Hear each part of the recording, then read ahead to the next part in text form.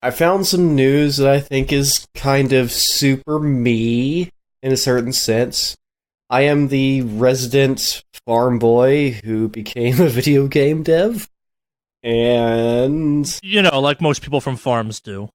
Yeah, honestly, I'm not the only one. I mean, let's just say I've met a few others who literally had the same background, but no, it's not super common.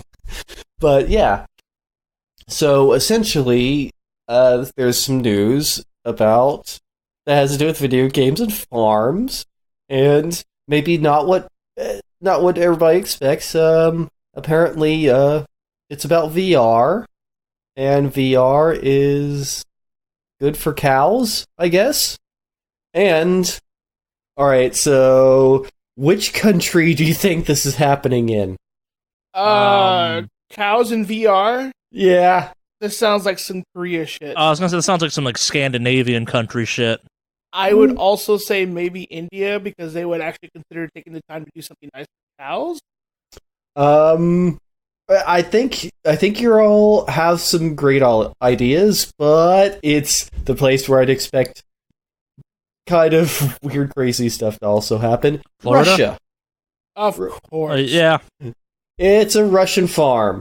So there's a Russian farm where the farmer heard about the idea that maybe maybe strapping VR headsets to cows might produce a greater yield of milk. So this is specifically for dairy cows. Mm-hmm. And so, well, while dairy cows not really something... Alright, so my family, we did beef cattle. But another game dev I know, specifically his family did dairy. And so, what they did was they strapped a bunch of VR headsets. I don't know which brand because it doesn't say. I didn't see anywhere. But essentially, they strapped a bunch of VR headsets to cows, and apparently it did work. Like, the cows were really relaxed. So I guess it worked. Yay, technology! This is not where I somehow expect that Nikolai Tracksuit has something to do with this, and I want Charlie to reach out to Nikolai Tracksuit and see what we can find out about this VR cow situation. Nikolai Tracksuit's too busy being a man of legitimate business to get bogged down in this. This is very legitimate business, though. Cow VR set. No, he's not going out there bringing about the bovine version of the Matrix. He's out there being like, we need to clone these cows.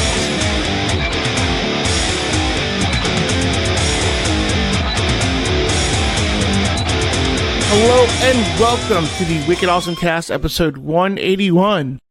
Back at it again. We were all in the Shadow Realm last week.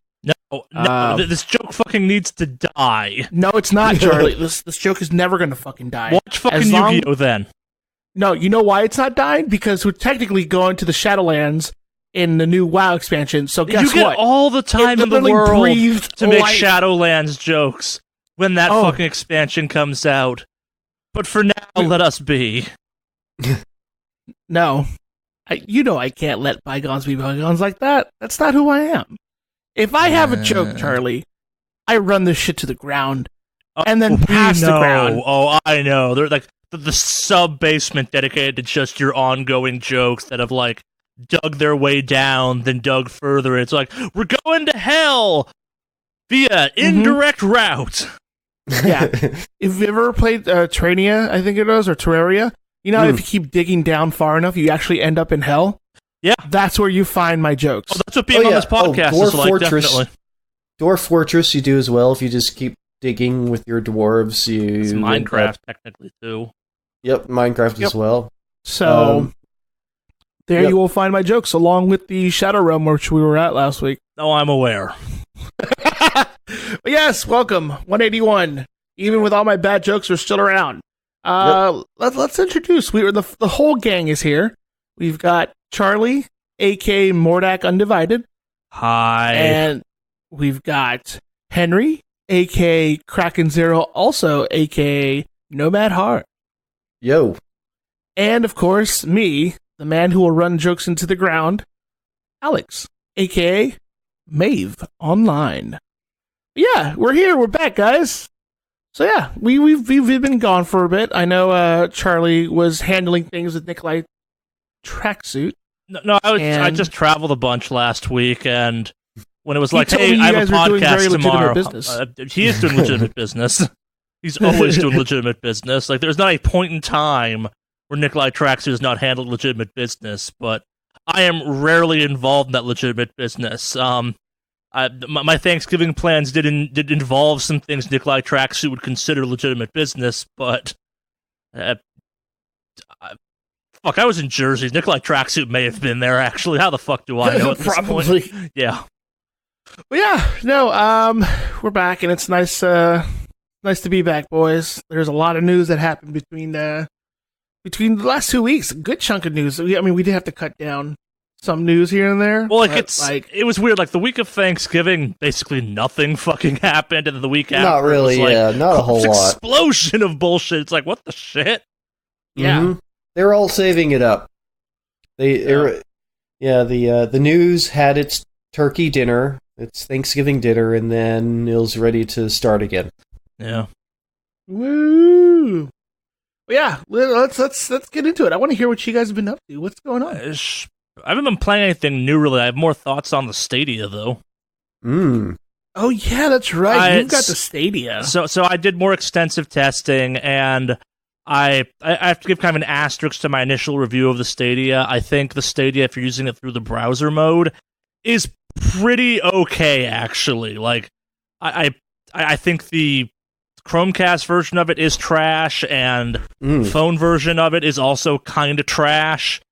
Like, I've successfully confirmed that you have to plug the fucking Stadia into your phone to use the phone version of Stadia, and the phone version of Stadia, at least when I was trying to make it work, does not use data plan. So if you're not on a great Wi-Fi network, it fucking sucks. Okay, that's weird. But the browser from a laptop or computer version of Stadia, I can vouch for being... I'm not going to call it good, because I'm not sure I'd run anything like a raid or competitive PvP in it. But for, like, grinding activities in Gambit, which is typically my test for Destiny 2, it's fine. I'm also a dark, vengeful god of death in Gambit on Stadia, but that's a separate topic. Like, those fuckers know how to play the Gambit. Like, I am rocking way too many Army of One medals per match in that mode on Stadia. It is get good at this point, Stadia crowd playing Gambit. So I guess as part of that, I also signed up for the kind of early access test for the the Xbox Cloud, the xCloud thing, and I'm not sure which I think is better. Like, so let's go to the kind of ridiculous story I had. So I was in middle of nowhere, Pennsylvania. My closest neighbors at the time were a collection of Amazon and other large warehouse distribution centers, like fucking McMaster, people that like sell bolt hardware in bulk and rush ways. They were like, they have a massive distribution center near where I was at. So initially I was going to try, my plan was to use like the Stadia in like testing ways, but my Xbox Elite controller broke. And I found out that if you plug a Stadia controller into a laptop, you cannot use it to play the PC version of Destiny 2. That's weird. I thought that was weird too. The Stadia controller is not recognized by the PC version of Destiny as a controller. That's funny. Yeah. Okay. So kind of in my Destiny desperation, I'm like, okay, I know Stadia browser works. We need to test that eventually. So I tested that out, and that's fine. Like, I give that a bunch of reviews came out this week of people being like, yeah, Stadia for games like Destiny 2 is great when you're on the road and you have to grind some stuff out or want to do something quickly. Yeah, they're absolutely right kind of thing. Like, it is, I managed to bring a controller, and it was fine. I only found myself using it because my Xbox controller got busted on the road, so to read into that as much as you will or won't kind of thing. Like, it's still not my preferred way to play on my laptop. I'd still much rather play just the straight PC version because there are noticeable problems, but some of the latency problems I was complaining about last podcast are, I don't want to say gone, but greatly diminished. Like, they're more kind of mentally manageable. I also wasn't playing modes that necessarily were as demanding in some ways as the other ones were that had problems with latency. But yeah, like it still goes, like if I was to rank the versions of Destiny you can play right now, it's PC, any of the console versions, Stadia on browser, and then Stadia on all the other options of playing Stadia. Like, it's the difference between Stadia browser and Stadia, the rest of it is pretty noticeable, and we didn't talk about it much because I wasn't quite aware of it, but like in further testing, I don't think the Chromecast is designed to run Stadia. It gets real fucking hot when you play Stadia through it, to the point where it's apparently causing fires. Oh, wow. Hey. Yeah. Added value. Wait, what? It gets real goddamn hot, and if it was like sitting on a carpet or in enough dust or something, there are stories of people putting, like, saying like it like cooks itself or causes burns. Like, Whoa. In my brief playing around with it, I can confirm that thing gets hot enough that I was concerned about it. It's now no longer hooked up to my TV kind of permanently. Whoa. I was all prepared to be like, fuck it, who cares about this thing? I'm like, no, you need to not be hooked up. Did they not test that? I don't know, but the bigger question I have is, it's just streaming video. Like, as far as I understand it, my Stadia controller is only kind of connected to my Chromecast. I hook it up because it requires Wi-Fi. Like, if you told me that thing was pinging back to a server and not even actually to the Chromecast, and the Chromecast was just showing me what the server feed looked like, that's how I assume it works. I don't think the Chromecast is processing it. And if it is, it's processing it in a minor way, but I don't know. This sounds pretty fucking suspect on what's going on with this. Yeah. So, and as part of this, because my Xbox controller broke, I bought the new Xbox Elite Series 2, and that's a real nice controller. It is real nice. I think I still, in a weird way, think the DualShock 4 is better than any of the Xbox kind of one generation of controllers.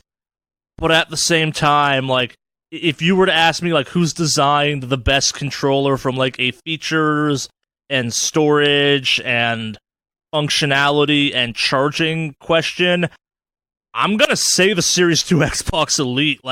It's got some real slick ideas. Hey, it comes with a charging dock right out of the box that when you put it into the little carrying case, you can just plug a thing in through the carrying case to charge it. So it becomes its own little mini dock protector thing. It's real nice. The entire thing's got that kind of grip rubberized on it. It feels nice in your hands. They made it a little bit smaller than the original Xbox Elite was, which I think is nice. It's heavier, but also lighter in certain. It just feels nice in your hands. I'm very happy with it. But I also got it because I wanted to check. Not because I wanted to check it out, but because the Xbox Cloud stuff requires a Bluetooth connection, and I think it works fine. I have the same.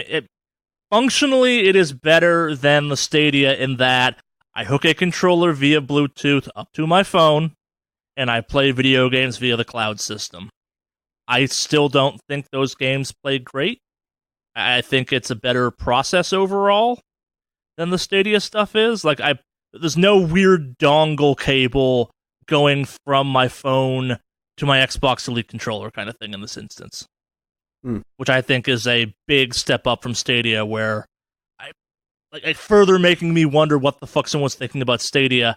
As best I can tell, it's pulling power off your phone when it's hooked up that way, but I don't fucking know. That whole thing seems to just be a mess, in my opinion, but yeah.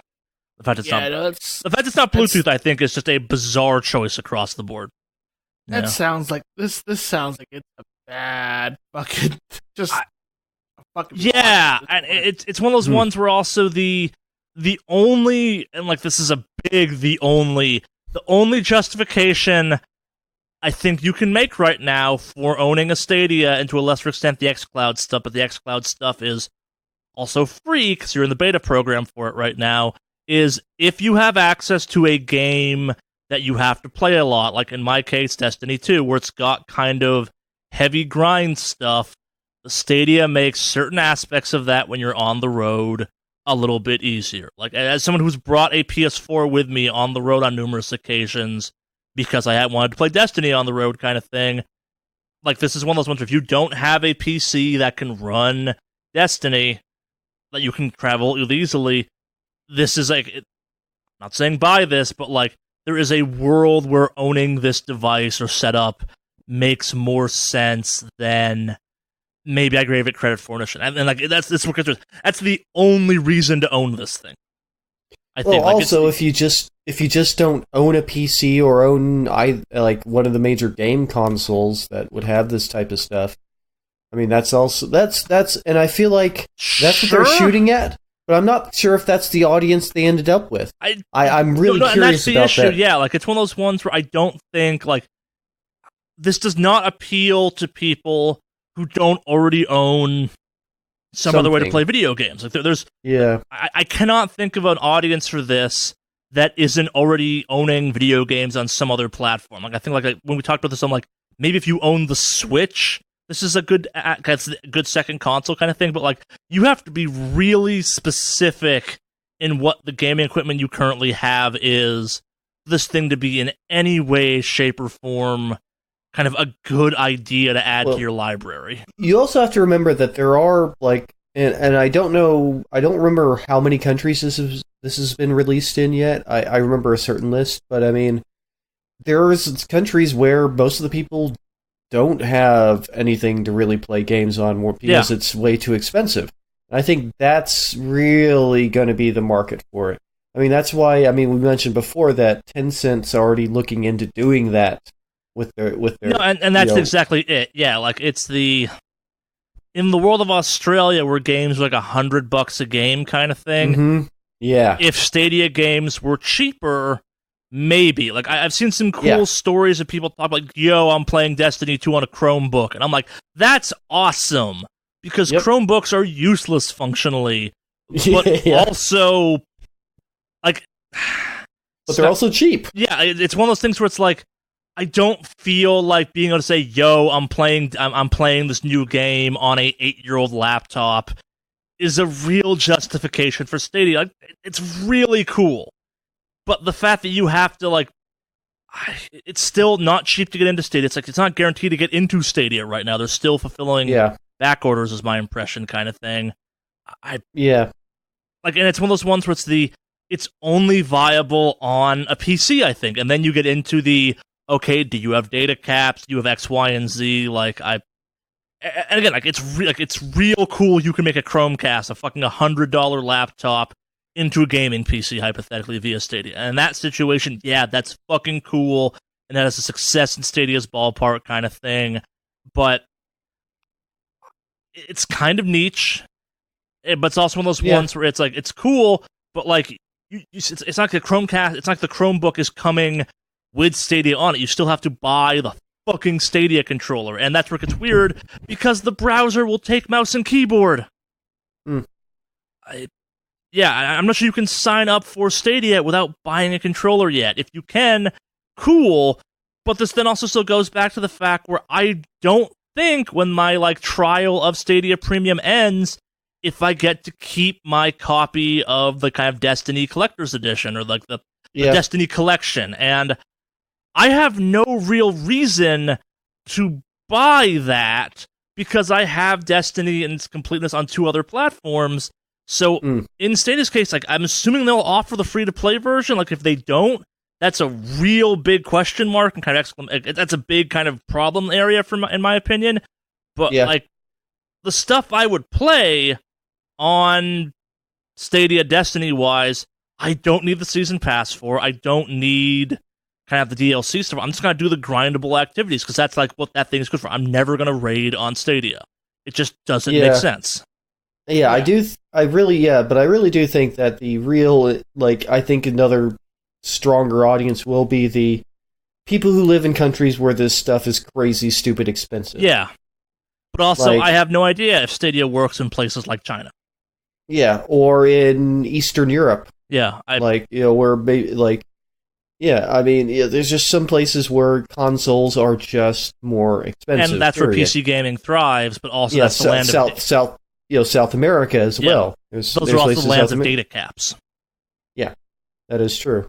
And that's the thing. It's like it's a weird space that they're trying to experiment with here. And we've talked about this at length. So, I mean, and like my fascination with that and the xCloud are, I think this is cool tech. Like, I'm not bashing Stadia from the standpoint of like, fuck cloud gaming, this is bullshit. I think it's just not there yet, and I think the Stadia launch has been more detrimental to that topic than not. Like, we'll get into the news some, but some of the pricing stuff going on, just some of the support for it, I'm not going to say I feel bad owning a Stadia, but like talking about a Stadia feels kind of scummy and weird. Like, fuck, I was writing with my Destiny clan the other night, and they're like, "Oh, we're not on Stadia because I'm trying it." And they're like, "Why?" I'm like, "I don't know. Because I feel obligated to use my Stadia system now that I have it," kind of thing. But like, I was like, yeah, on the road it was good, but at the same time, like, I'd have much rather have played the PC version of Destiny using a Stadia controller than what I found myself doing, kind of thing. Like, I'm in the situation where unless I'm in very specific circumstances, I'm not gonna ever use Stadia as my like on the road travel default kind of thing. Like, it's one of those things like, oh, like, think about like hotel Wi-Fi, and I'm like, yeah, hotel Wi-Fi fucking sucks with some frequency, and Stadia does not make shitty hotel Wi-Fi better than like Steam will. Yeah. But at the same time, like, it worked in the middle of fucking nowhere, Pennsylvania. Maybe my internet was better than I thought it was, but I don't think it was. And like, it was via the browser. I keep going back to that. Via browser, it's a totally adequate way to play Destiny 2, I think. Like, I haven't bothered playing anything else on it because I just don't care. It's like, oh, you can play Sam's show. Neat. Whatever. I'd be tempted to kind of maybe even try it out, because I will be heading back to Oklahoma. Well, I sent you my like friend referral code, didn't I? Yeah, I'm still thinking about it. That's why I'm still thinking about it. But just to experiment with it, see how well it works in I only get one of those, so you guys America. Should pick which one of you gets it. But like, yeah, if you want to try it out some more, go for it. Absolutely. I thought about it just for that, just to see if it's like, how's it going to work on my parents' like vastly inferior countryside this is kind internet of like connection. The PS remote play thing I was so fascinated with a couple like last year or something. It's just the fact that it works, I think, is cool, and then like trying it out in weirder and weirder situations, what I find enjoyable about it, where it's okay, does this work here? No. But yeah, this is a bit of a stretch kind of thing here. But like, no, it works pretty well here, surprisingly. Yeah, and of course, we talked about this last year, and because my parents' internet is sketchy enough where I was like, can I even record the podcast? Yeah, exactly. So I am very, very. I'm actually kind of curious to see how well it would work there. How well so I think I might take that off. You should. Just to see if it works, but yeah. I would be curious to see what it actually works like, so I haven't claimed the code, but you're all good. I want to see what happens. Yeah. For science. Yeah, that's... For science is exactly where I land on this constantly. Plus right now, I still don't have a computer that has, like, a video card, or at least a meaningful video card. I need to send you my video card. I forgot about that. After this is done, give me your address, and I'll package it up. Oh man, that'd be awesome. But sorry about that. But yeah, but no, that's cool. That's a gift. That's amazing. But yeah, and I'm super appreciative. But yeah, I was just thinking about the buddy code just to see, to give it what I feel like would be another real test. Like, is this going to work for somebody living in rural America? No, and that's just it. Like, I find testing this stuff are more fun at this point than actually using it in some ways. Well, because like at base level, it's like, okay, you get to play Destiny 2. Yeah, awesome, I get to play Destiny 2. But I'm like, but I'm playing Destiny 2 on a phone. That's the fun part. Meh. Yeah, and like to kind of further belabor the point a little bit, like I think this only works because Destiny has that cloud save kind of thing. It's my content, it's my characters everywhere I want. If I could have my Warframe characters on Stadia that were also my PC characters, I'd also be like, fuck yes, that's a cool use for it. But that's not how Warframe works, which is still fucking shitty. Womp womp. Don't know why, but Warframe is also free, but they've always so been is free, Destiny now, technically. Well, Destiny 2 is as well now, but they weren't for a good while. Yeah. No, I know. But yeah. But while I was on the road in Jersey for Thanksgiving, they went axe throwing. one of my friends has done that quite a bit here, and it's pretty find scary it good at it. Well, it's funny. When I'm on, I'm pretty good at it. Like it is weird how much spacing is the name of that sport.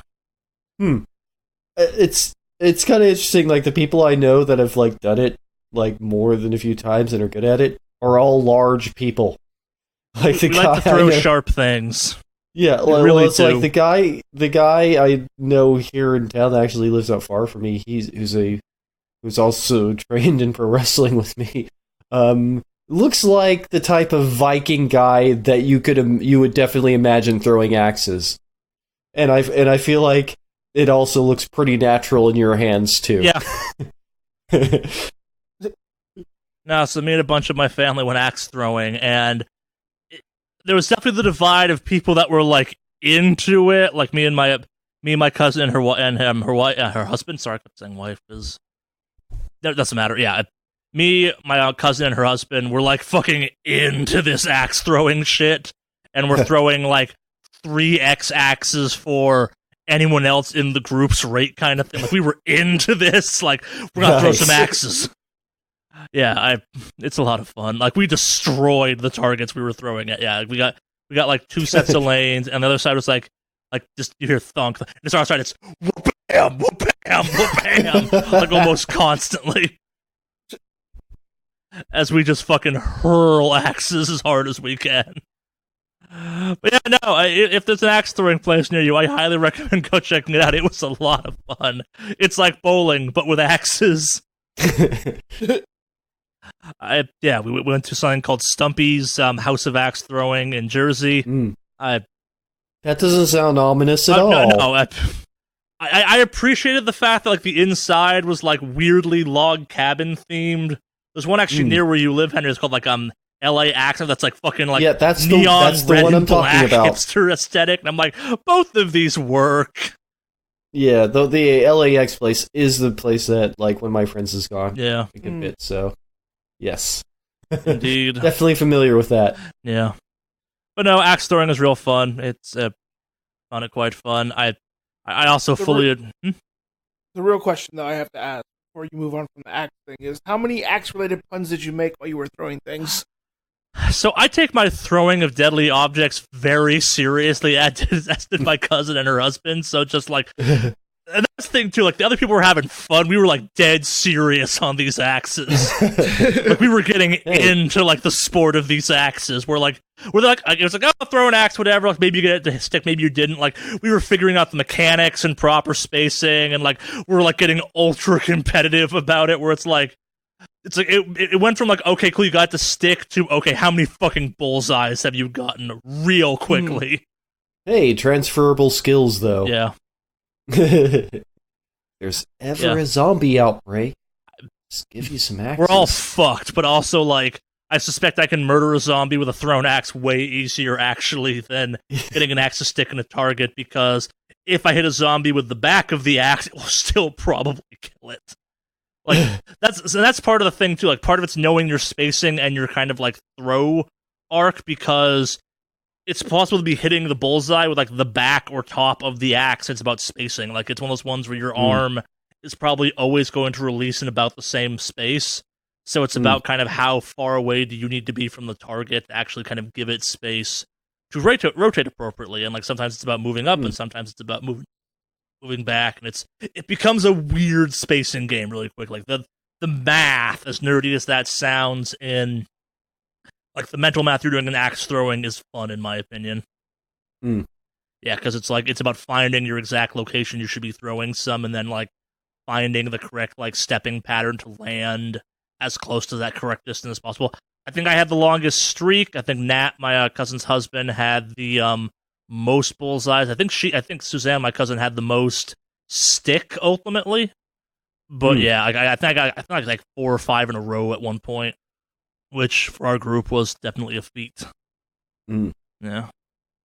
But probably last but not least, I'm in full-on Grinch mode this year for the holidays, and it's mostly because of all the fucking sales I got information about.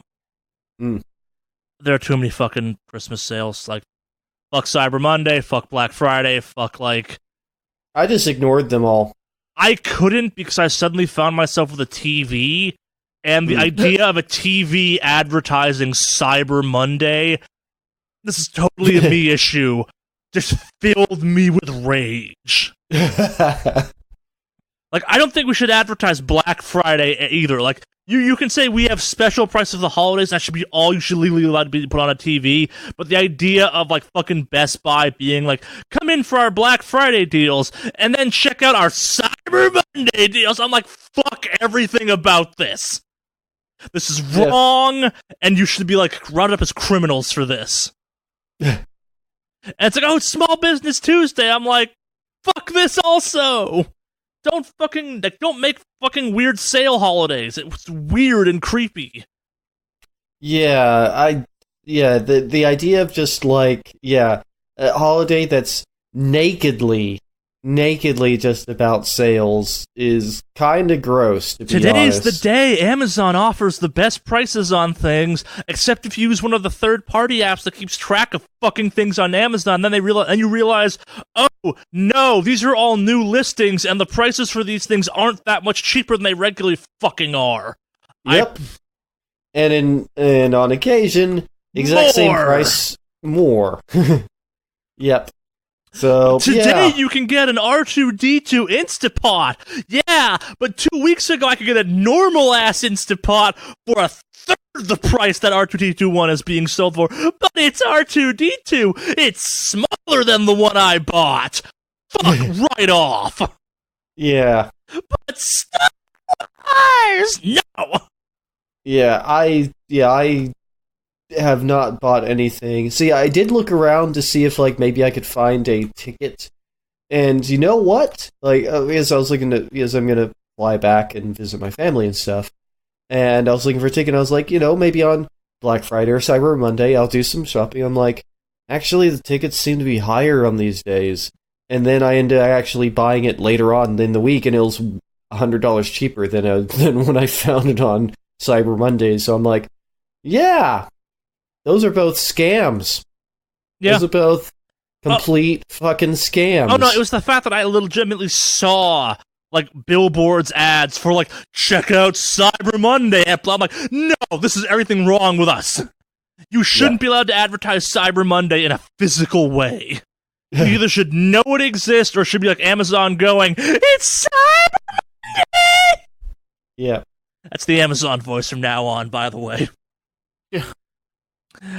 No, yeah, I'm spending a lot of time irrationally angry at that for, like, it's just pure Charlie bullshit at this point, where it's me being like, I don't mean to hate the holidays, but man, I fucking hate the holidays this year a little bit. In more amusing terms, I've been with, like, my current job long enough I had to go through harassment training, and I managed to feel personally attacked as part of harassment training. That was a pretty fun moment. Where it's like, what things are protected under harassment? And one of the questions was like, sweet ass tattoos of your favorite metal band, and I'm like, I know that one's wrong, but it feels weirdly pointed. You might as well have said, Charlie, sweet ass the tattoos Charlie would get. Yeah, you're right. They should not be protected, but the fact this is a choice is weird. Am I being data mined right now? Is this some test I need to be aware of? Did I admit to going to a Gwar show at this job yet? Nah. That's what I've been up to most. Lots of Destiny 2, just kind of finishing stuff off for the next season. I finally got around to trying that new raid. It's pretty cool. It is a difficult raid, but also a potentially, if you have a skilled team, a really fun raid. Got some neat mechanics going on. But, yeah. What's up with you guys? So I went shopping on Black Friday. Fuck you. Everything wrong with this podcast. Why would you do that? Where did you go shopping on Black Friday? Best Buy. How many children did you Super trample just for the wide. hell of it? Like, were they laying down because this is our job at Black Friday, or did you like? Were you the asshole that casually strolls in at like 11 p.m. after the mob has happened? Casually after 11 p.m. Okay, was fine. me. That's fine in my book. Like, it's No, the I didn't people that line up the night for that shit before I hate. or any of that shit. No, fuck that. I slept in. I woke up at a reasonable time. We went. We just did a couple things that day. So we went shopping for. I was looking for a new MMO mouse because my Naga was wearing out, and they had a really good sale on it. And I was like, should I get the Corsair one? Bought the Corsair one, brought it home, and raided one night with it. Did not like it. Sent it back. But the price had gone up slightly on the Naga, and I should have bought it, but it went up like $5. So then I just got it on Amazon and had it delivered the same day.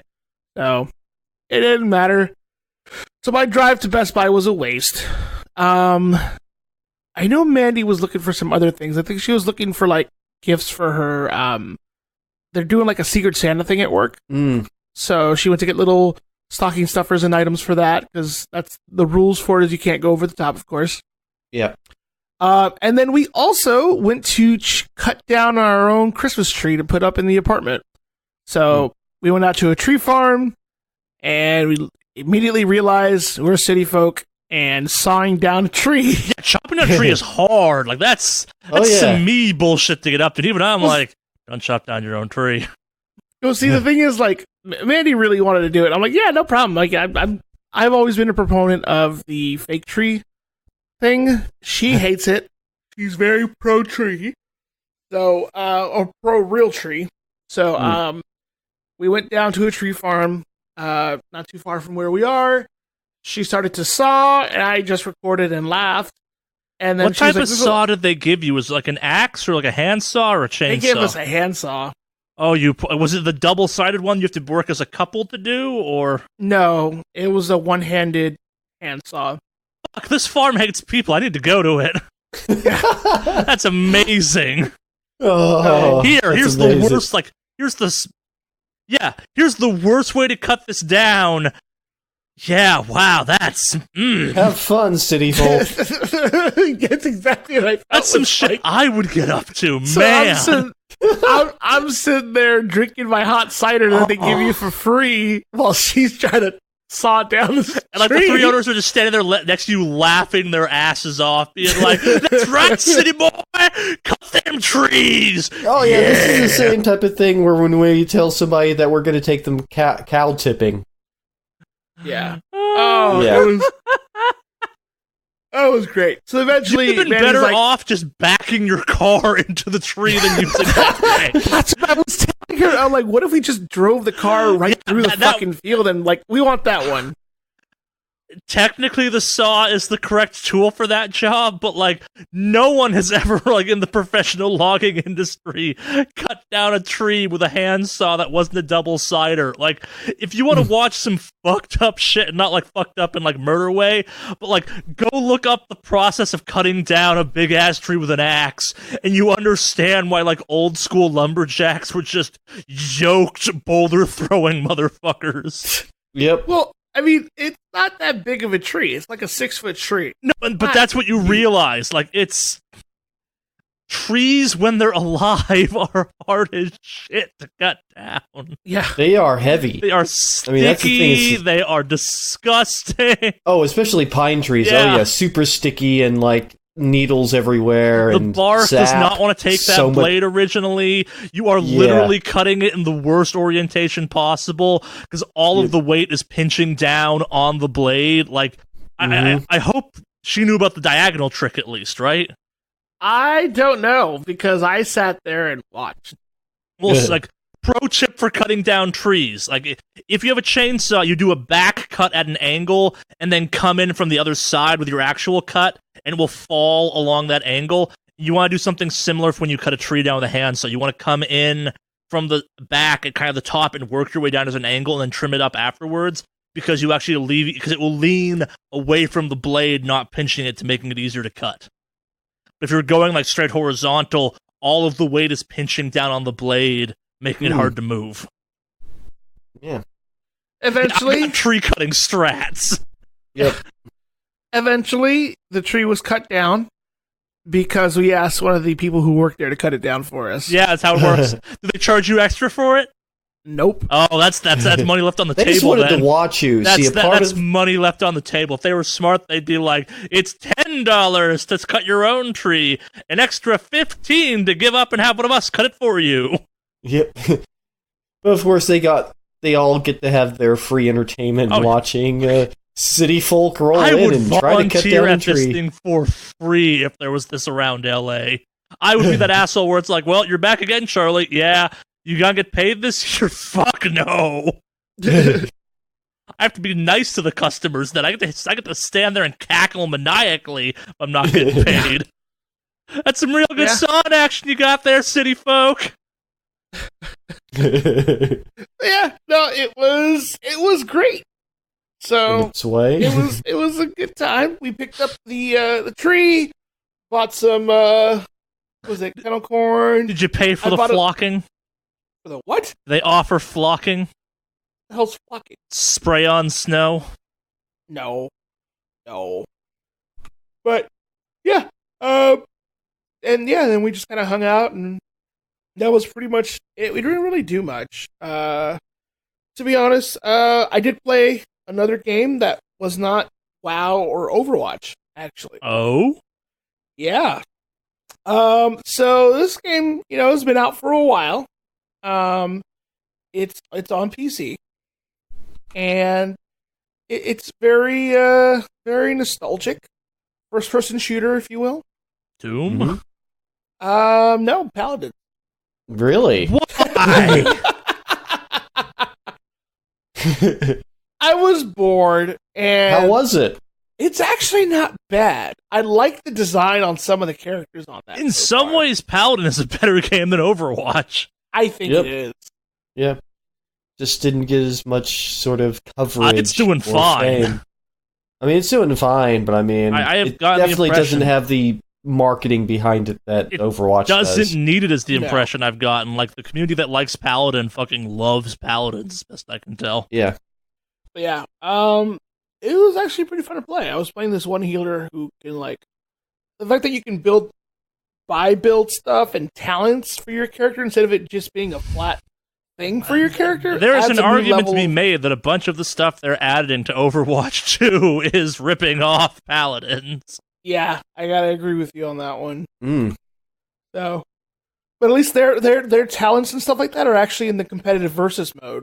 Overwatch is saying they're not adding that to the versus mode. It's only in single player. So Yeah.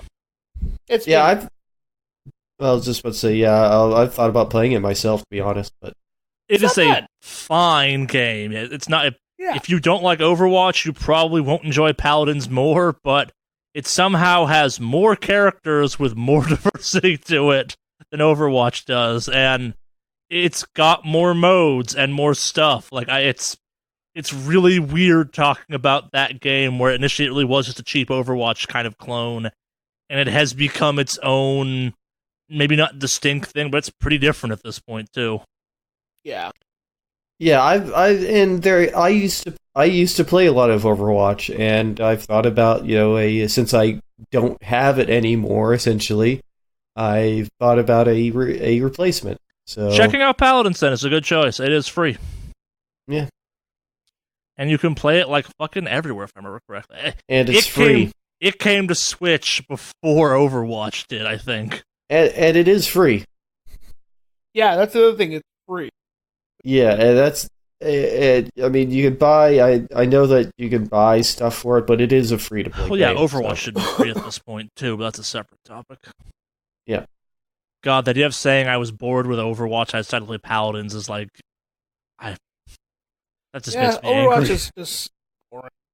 So, but yeah. Other than that, we had bid on a house. Unfortunately, we lost the bid. Ah, What? Yeah. That's too bad, man. We had officially put a bid on a house, and I was like, "Oh man, this is looking really good." And it's a little meh because it was on the market for like 200 days and had no hits. And then we put in a bid, and they're like, "Oh, there's another offer. We'll let you know the decision by like Tuesday at this time." And I was like, "Oh," and yeah, it didn't work out. But Did they tell you how much you lost by? no, they can't reveal that until after the sale. Interesting. Yeah, I think that's a rule or whatever. So, but we did go look at some other houses Woo. in our house hunt. Holy shit, did we go to some sketch-looking fucking houses. Yeah! You're in the Charlie Fucking version of house man. hunting now. Man, there's some drugs happening in this house right now. So we went to this one house that was across from, what was it? I forgot where it was exactly, but we went there, and so I get off of work around 6 o'clock-ish Sure. usually. And so up here, it's already pretty dark by that time. Most places that are affected by daylight savings time suffer from that, yes. Yeah. So we my real estate agent, she's pretty cool about like going with us even if it's late just to go check out some places. It's like it's her job or something. Yeah.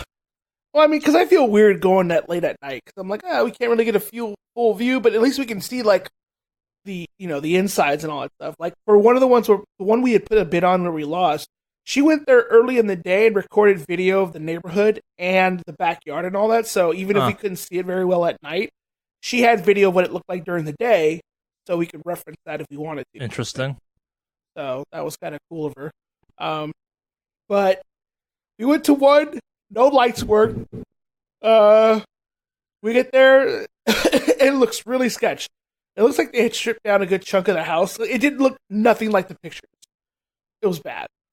And so we get there, and my real estate agent's like, "Hey, we can go here, it's cool, but just so you know, I'm carrying." I'm like, "What?" She's like, "Yeah, I've got a concealed carry, it's cool." I'm like, "Oh, okay." And she was telling me, like, you know how you guys hear about, like IT, you guys have the crazy stories of people doing weird stuff, or, Mandy working for an animal hospital. Like, weird stuff happens, right? Like, yeah, well, I'm also part of those groups. And, last year they had a bunch of real estate agents murdered in houses that were supposed to be empty.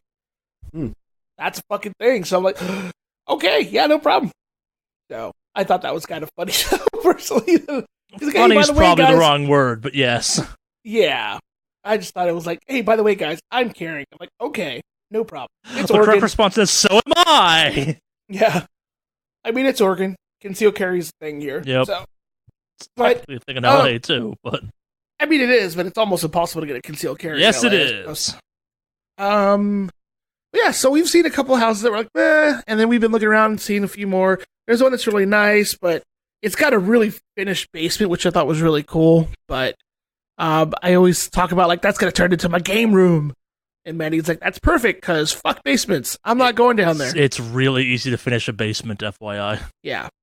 So, but yeah, nothing yet. And I think I've been a little bit kind of disheartened losing the bid on that one house, because I really like that one house. You are forgetting the hell I went through trying to find my place. Like, I remember a little bit of it. by the end, you are like a grizzled, hateful person when it comes to the home buying process. I don't know what your situation is like, but like, it was rough here. So, But we are not a real estate advice podcast. no. But other than that, the search continues. I may hold off till after the holidays to continue searching, but we'll see. My advice is don't stop, keep going. Like, it slows down some, but the trick is to not kind of back off. Fair enough. Like, fuck, I left town for 6 weeks while we were trying to find a place, and, like, left Jen in the situation where it's like, just fucking go look at places. Like, if you find some place, send me a shit ton of pictures, because I don't want to, if we find something, we have to move. Yeah, fair enough. And a bunch of people will make the exact same decision you made, which is like, oh, it's the holidays, we'll stop. And that's when you swoop in and get it. Fair enough. Like, I know this should be like a nice, fun experience. It's not. This is a like weirdly, increasingly cutthroat, stab your neighbor in the eye bullshit event you're involving yourself in. If there's any time to kind of channel ultra competitiveness on a not ultra competitive thing, it is this. because it is actually ultra competitive. You just don't know it. Yeah. But I digress. So, yeah, that's pretty much it for me. What have you been up to, Henry?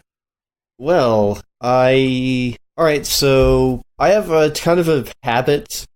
If I'm watching a series and I really enjoy the series, I kind of put off finishing it for a while because I don't want it to end to a certain extent. Sure. And so I'll literally, sometimes take even months off and, not watch the last 2 or 3 episodes of a series just because I'm I'm enjoying this too much, I don't want it to end. And so, but I ended up finishing 3 series in the past couple of weeks. Just watched the last couple of episodes. I watched all of Dororo, which I mentioned last time that I've been watching, and very satisfying conclusion. Really good series. Amazing, amazing series. It's fantastic. It's too bad it's only on Amazon Video, but yeah, it's super good. I as an anime, I'd highly recommend it. And I watched the end of Legion, finally. I'd been putting that off forever. I love Legion. Such an awesome show, just in every way, and honestly, I found the conclusion very satisfying. I don't know how it was received by the wider audience, but for me personally, I thought the ending was perfect. It was a good end cap to it all. I think it was really fascinating, and I don't know. I think there's only in maybe one small sense.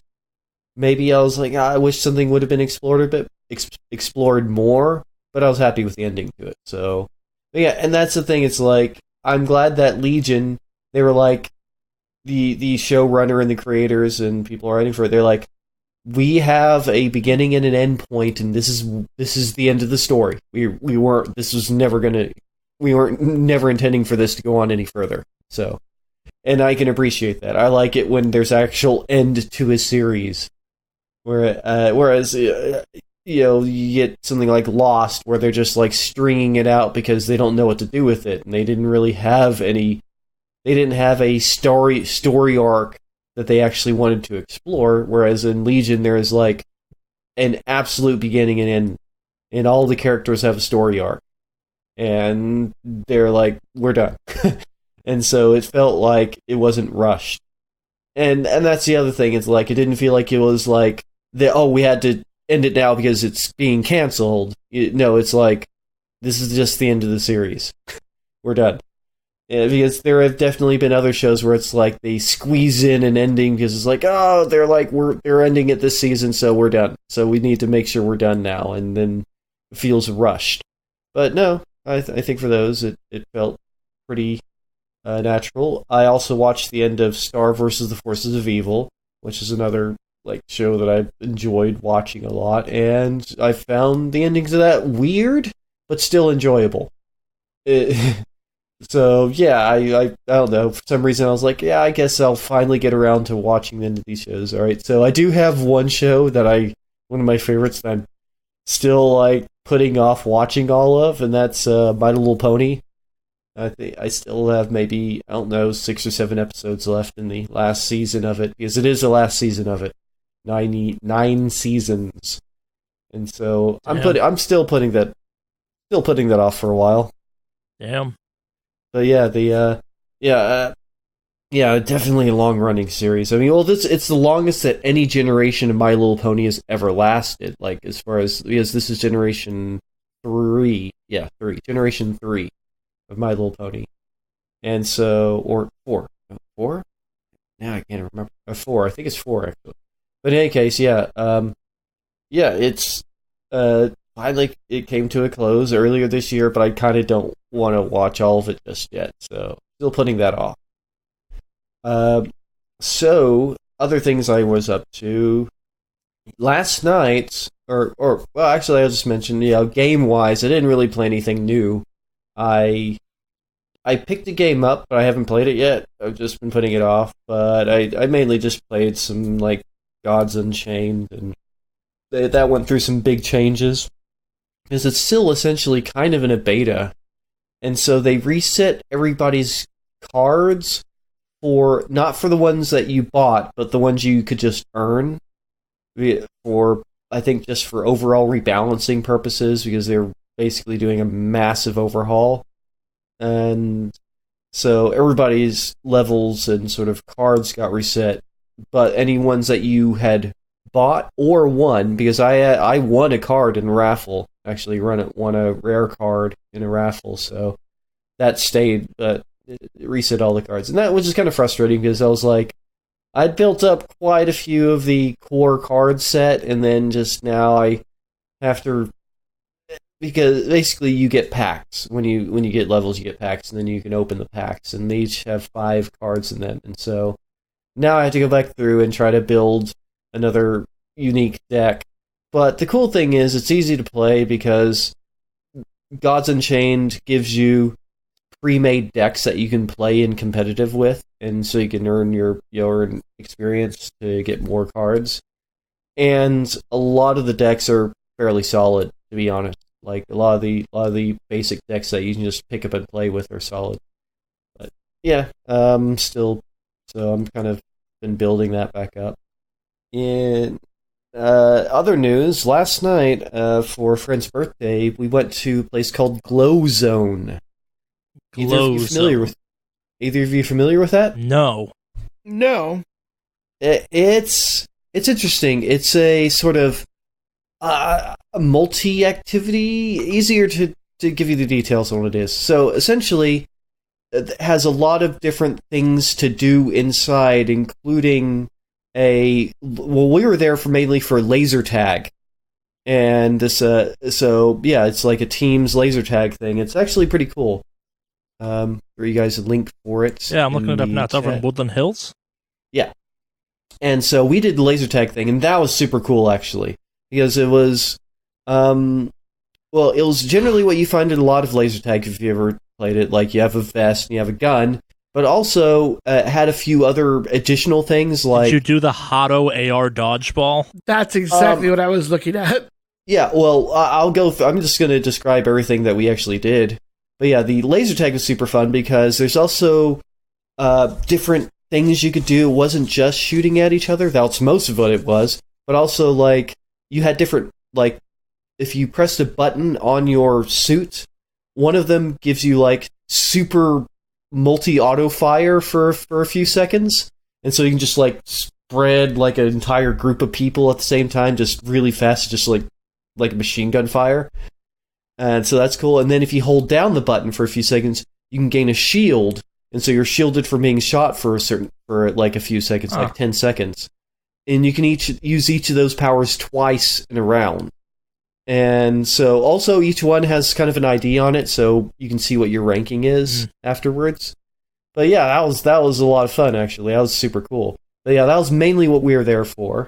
But yeah, there's all sorts of other stuff.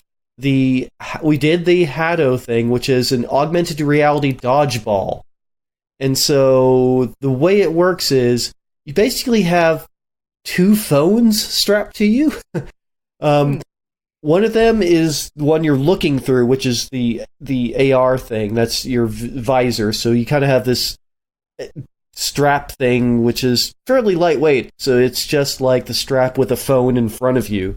And so that's how you see. That's how they do the overlay. It's not like a glass overlay. It's literally a phone. But it works pretty well. And then there's one strapped to your wrist, which is how you throw and do other actions in the game.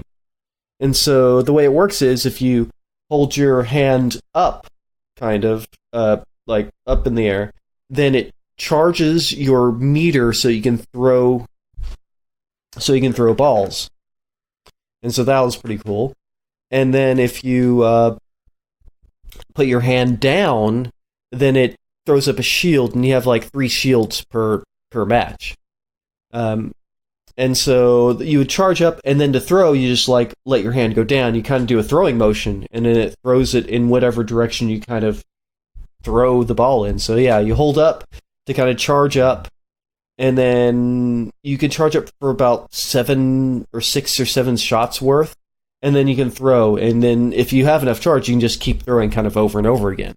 But then you have to, there again, to gain more charge to be able to throw it, you have to hold your hand up to recharge. And then there's a certain number of targets you have on you. Like there's 4 targets, and if you have a large, if you can hit multiple at the same time with the same ball. And so the other cool thing is this, which I found funny, which the other people playing didn't get immediately, is you also set your own stats. And so the stats are the speed of the ball after you throw it, the size of the ball, your how long your shield lasts, and how quickly you recharge. And so I went for size of the ball, like put all my points. You get 6 points to kind of charge up, and I put my points split in between size of ball and speed. And I felt like that worked pretty well, because that made it impossible to dodge. That was what I thought. It's like, if I'm going to throw it, I just want to make it impossible to dodge. But but I've also done stuff like this before, and the other two really hadn't. Neither of them are really gamers. And so I did, and we ended up doing me versus 2 of them, like 2-on-1. Because there's just 3 of us that played in that. And I ended up beating them pretty badly. Because they kind of didn't really get it. They kind of did, but not really. And so I ended up kind of murdering them at it. But yeah, that's because I've done AR stuff before, and I'm a gamer. So kind of went a lot easier for me. But yeah, the Hatto thing was fun. They also have they have a rock wall climb, where you could, it has one of those, cliff face where the kind of grips all over it that you can do. And we did that. That was fun. I've done it before, and the other 2 hadn't. So I mean, I'm kind of like at an advantage because I like rock climbing in general. But yeah, we all did it, and it was fun. It was cool. It was challenging. I hadn't done it in a while, actually. See, I've been rock climbing for a long time, but I hadn't actually done it proper in like a long time. So I was kind of worried. But they had 3 levels, kind of. They had like a kind of a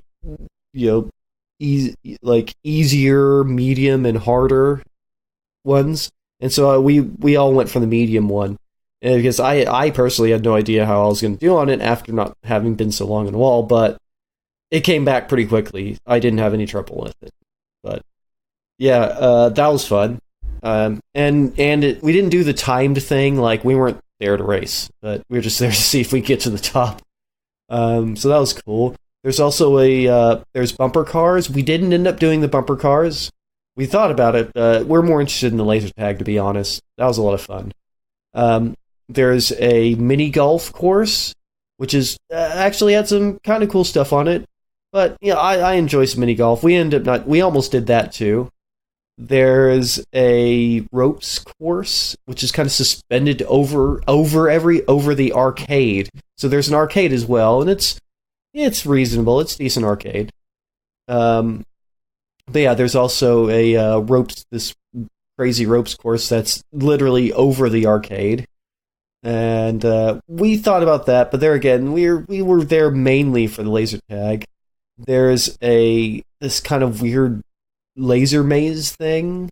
There's this thing they call bazooka ball, which is like Nerf. It's like kind of paintballs with Nerf balls, essentially. But yeah, that was pretty cool. And what we did, we got an hour pass, and the hour pass gives you access to like most of the activities, except for it didn't include the AR thing, the Hatto or Hato thing or whatever. But it included everything else, and there again, we just did the laser tag a bunch. But yeah, that was really cool. That was actually a lot of fun. I definitely would return. I'd consider returning to that and just, if only for the laser tag, but also try out some of the other stuff I didn't try out. But yeah, it's not bad for the price. I mean, $20 for the hour, and so, and then they have multiple packages you can get. But yeah, it was cool. So yeah, we did the kind of multi-package for an hour. Then after that, we did the Hatto thing just to try it out. But yeah, that was actually a lot of fun. That was super cool. Yeah, But yeah, that was neat. that was I just checked out the what was it? The Void VR thing after you told me about it. So I'll have to add this to the list. oh yeah. Oh yeah. How'd you like the Void thing? I liked it. I did the Star Wars, and this was a while ago at this point too, like back in August. Oh, okay. But yeah. Oh, so yeah. You did. I thought about doing the Star Wars thing. I didn't. We did the horror theme thing that they had at the time. But You may have missed that because you got the story of the tiny stormtrooper because you had scaled the stormtrooper down to gen height. that's the thing. Yeah, it does it to your height. I was really kind of surprised. Yeah, the characters like they would grow to your height, whatever actual height you are. Yeah. So that was fun. Yeah, but yeah, Glow Zone was definitely pretty cool. I mean, I think it's best if you go with. I mean, it was 4 of us that went, and I think it's best for groups. Sure. But especially, well, it depends on what you're doing. The laser tag definitely is more fun with groups, and if you can just get in with other people, which we did every game, like quite a few other people were there. So all of our games were, like 5-on-5, 6-on-6, So quite a few people, and that made it more fun. But yeah, but some of the other stuff you don't really need as many people, Sure. like the mini golf or something, or the crazy ropes course thing. The Haddo thing can be up to 3-on-3, but yeah, I would go back. That was fun. That was cool. We didn't even play anything in the arcade. We're just because that's not included. Well, it can be. You can get like some of the packages included a certain amount of arcade credit, but we didn't go for that package. But yeah, so yeah, that was didn't. Other than that, didn't really. Yeah, that was mainly what I got up to.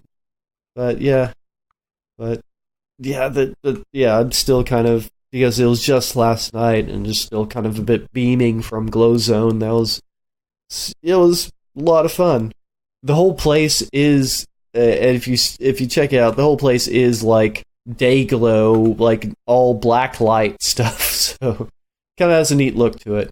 Even like, and I think especially it's makes the golf course minimally seem a little cooler, and they definitely looked like they had some fun holes on it. I mean, some interesting props and stuff around. But yeah, that was my 2 weeks essentially. So maybe I guess we move on to news then. Yeah, news time. Woo! We're gonna start off with the most depressing news of the week, which is that Star Citizen has crossed the $250 million funding threshold. Have fun funding something that's never going to come out, Rubes. I still stand by. I believe boy. something will someday come out for Star Citizen. What that For your is, I do not grandchildren. know. Yeah, Your grandchildren will be playing Star Citizen when it comes something out. called Star Citizen will be released in my lifetime, or they will flat out cancel it finally. Like, it will not go on for this insane development limbo forever. You don't think it'll be Duke Nukem Forever? It's... Well, so this is where it gets weird, because I can play a thing called Star Citizen right now if I want to. There is a version that is more than in some ways we could ever say about Duke Nukem Forever in many ways. Like, the Star Citizen is a walking, kind of talking embodiment of a variety of problems in game development. We've said a lot about Star Citizen in the past. It's not need to be rehashed now, but I would argue that it is more of a complete game than Duke Nukem was for much of Duke Nukem's life. And even when it comes out, I think people will be happier. But fuck, I am happier with the kind of busted-ass public testing I have version of it right now than I ever was with Duke Nukem Forever. So it's kind of a... Yeah. And I do believe that, like, if they ever do manage to pull this game kind of into a full done game, it will be a substantial thing in the industry. But who the fuck knows? It just raised a shit ton of money, and that's a lot of money. Yeah, that's a large amount of money. Considering that, alright, so, I think the larger games that came out, as far as budget-wise, was GTA, the last GTA 5, the last GTA that came out, and that was 5 or 6 million or something like that. Oh yeah, right? no, there's a lot of kind of eye raising going on around this. Like, this is truly ridiculous, but Yeah. I just wanted to put it in perspective, like, the last GTA, which was a massive game. I mean, it's a really amazing game in a lot of ways, but massive game with a huge, and what was considered to be a huge budget, and that's like, in the, not even breaking 10 million. That's like, I think maybe it was 7 million? Yeah, I don't remember. I'd have to look it up, but it's definitely nowhere near 250 million. Holy crap. What are they doing? Are they just going to build an actual spaceship? That's my question. Anyways. Soon. That's the DLC. Help us actually sponsor a real fucking spaceship. Yep. I think that's like more than they had raised in the initial round of funding for SpaceX. Yeah. yeah. Nothing more to say on this one than except stop fucking giving Star Citizen money. Give Starfinder all the money you want. Stop giving Star Citizen money. Just stop it. Yeah. They don't need more. If they can't do it with what they have now, it's literally never going to get done anyways. Next up, Riot to pay $10 million to basically all female employees from 2014 to present. Yes? Wow. Okay, so they're not giving each employee $10 million. There is a $10 million fund that a shit ton of employees are going to be paid off by, out of, from. I'm not sure what the correct adjective on this. Like, all the reporting on this is kind of confusing, and there's nothing out there about how your breakdown's going to get, but I guess when you kind of bundle all of the class action lawsuits that were ramping up against Riot and, well, just all the fantastic behavior we've talked about over the last year that they've been alleged of, this is what happens. It is a class action lawsuit for kind of a not relatively small, but smaller group of people than normally. Yeah, I mean, when you think of class actions, they're often in the thousands and tens of thousands, and this isn't that many. It's small in a certain scale of class action suits. They didn't say how many people are involved. Yeah, but it does suck that, like, well, I mean, that's the thing. It's like, another part of the news is that the people named in the suit as harassers are still at the company.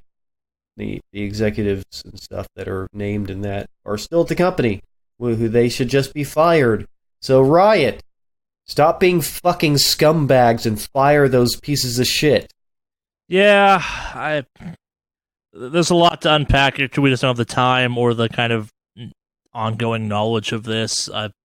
If you've been following our podcast for a while, you said none of this stuff will be a surprise to you. This is the byproduct of an ongoingly toxic culture. Yep. Yeah, and apparently it's not over. Yep. Because the people who committed all this crap are still there, and they should have been fucking fired. I mean, I would say that just for liability purposes, I would get rid of these toxic people. I mean, it just opens you up to more lawsuits, which are going to be inevitable because it's you obviously haven't taught them a lesson if they're still working there. They haven't learned anything from it, but yeah, I don't think that's gonna. It's gonna stay. It's not gonna really, like, they're gonna pay out, but the people who caused this are still there. This is a systemic problem. It's not a one-off situation, folks. Mm-hmm. Why do you hate Riot Games, Alex? They're doing the thing you want them to do, right? Because I hate. Fair enough. Well, speaking of Riot Games, we got a little bit more news from them. So, like many people that hold kind of a beloved IP, seems to be a lot in MOBA space, actually, or kind of in the Blizzard case. Riot Games has had the kind of the Leagueverse for a while, and the only thing that's existed in it for a long time was indeed League of Legends. And recently there have been kind of something like, we're going to make more games in it, blah, blah, blah, blah, blah. Apparently Riot Games is also starting up something called Riot Publishing that will let kind of third-party developers make games in the Leagueverse. That's a word I invented, not something they're using, but I like it too much to not use it. It's a smart move. It's as someone who finds some of the ideas behind League cooler than, well, playing League. Yeah. I'm honestly shocked when I find someone that still plays League at this point. I know lots of people do, and it's still widely successful. Like when I meet someone, it's like, oh yeah, I'm a League player. And I'm like, holy shit, you still exist. Yeah, it's still widely played, and it kind of blows my mind because the user base is still widely fucking toxic. It's a MOBA. By the very nature of being MOBAs, like, MOBAs are inherently toxic. Like, Dota, a game that was a fucking mod for Warcraft 3 in its origins, should not have been toxic. Yeah. It was. Yeah, I never played it, but yeah, I'm aware of that. They definitely didn't. I don't know what it is about MOBAs that brings out, like, the worst in people. I really don't. Just competitive games in general, general, and I think they take so goddamn toxic. long. Yeah, like, it's competitive, plus the fact that, like, at their base level, some of those games can take an hour or two, so it's just like a long, drawn-out torture session if you're not careful. Yeah, well, if you're losing, then it's a long, drawn-out losing session of just slowly things going downhill. Yeah. But, yeah, that probably contributes to it. I'm sure. Yeah, that's right. Let's talk about some digital card games quickly. All right. Bethesda has announced it's ending active development for Elder Scrolls Legends. Remember Elder Scrolls Legends? Is that their mobile game? It was like Gwent, or it came out around the same time as Gwent did.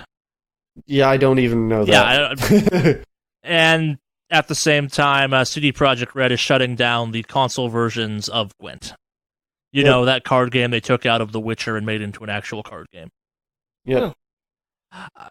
Fear not, if you have a lot of stuff on the console versions of Gwent, you can transfer it for a limited time to a GOG account, so there's that going for you, but... Well, that's good. Yeah. Not totally lost, but I feel as though the era of the digital card games, now that the Magic one is good, is coming to a close. Yep. Yeah, and like Gods Unchained has been facing issues with sort of player base going up and down. Yeah. So, I mean, it had a big bump. I mean, the Blizzard bump, essentially. The anti-Blizzard bump, if you will. Yeah. Where to go next? Do you want to talk about Stadia for a little bit? Sure, we can talk about it again. So, Stadia is going to be an ongoing topic for the foreseeable future, I suspect, as we alluded to kind of when I was talking about Stadia earlier, because we had some stuff come out since the last podcast that just kind of, it's a head-scratcher. The simplest of which is that Darksiders Genesis costs $10 extra on Stadia. Yep. For no real apparent reason. Yep. I do not get the idea of buying games on Stadia still. Like, it's... Yeah. It's even more, you don't own this game at all, really. The very concept of it makes me nervous. Yeah.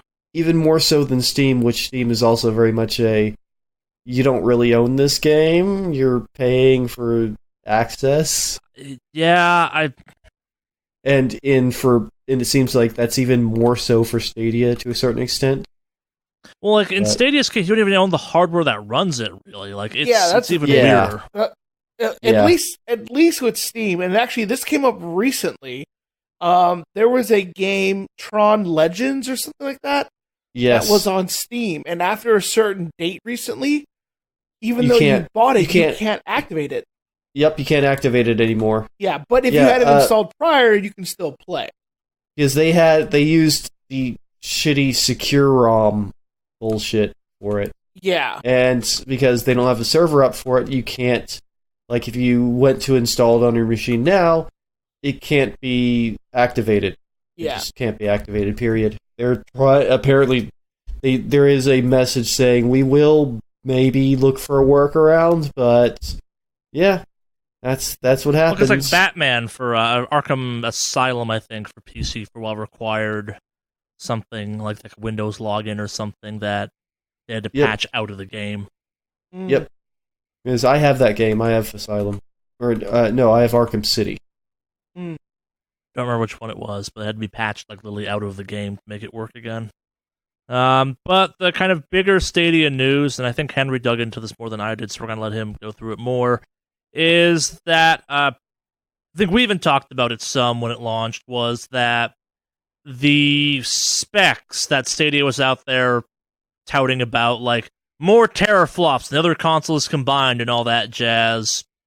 Sure, that may be true. It's not really translating to better gaming experiences, and we're going to use my beloved Destiny 2 as the kind of quick example, because while, yes, you can play a 4K version of Destiny 2 on Stadia, it's upscale, though. It's not native 4K. It is going through the process of being rendered up, and as a result, you might as well just play at 1080p. Yep. So, it's a, not true 4K. Womp womp. So, and the thing is, like, when they say that that's what it's going to do, that's kind of, I mean, that can get you in trouble with basically it's illegal. It is, like, depending on how much you lied about the product, there's a truth in advertising thing laws, and that kind of puts, they're going to have some clever wording to get out of maybe having to pay a big fine about that, because you can't promise something very specific and then have it not deliver that. So, or deliver it in a kind of a false way, false advertising. But in any case, yeah. I mean, the thing is, in truth, for a lot of people, 4K won't make a difference. A lot of monitors that people have aren't 4K, and as we've mentioned before, it's like a lot of the systems that this might end up being played on aren't 4K anyways, so yeah. I mean, but they did say that this is what it does, and if it doesn't do that, then that's kind of a big lie. Yeah, so it's weird, because I'm not sure you really can call it a lie, because it is technically living up to what it said. It's just not. This is the issue with 4K constantly. Like, it's the what is actually should be considered 4K, because HDR upscaling is a thing. Like, you have a 4K TV, don't you, Alex? Yeah, I do have a 4K TV. Everything else has to be upscaled for it. If it's not 4K, if it's not actually a 4K show or whatever. Well, I mean, they're supposed to kind of upscale a little bit, but I think it just kind of stretches it more than anything else. It doesn't really do anything fancy. Yeah. I don't know. What next? Talk about cocaine and PSN?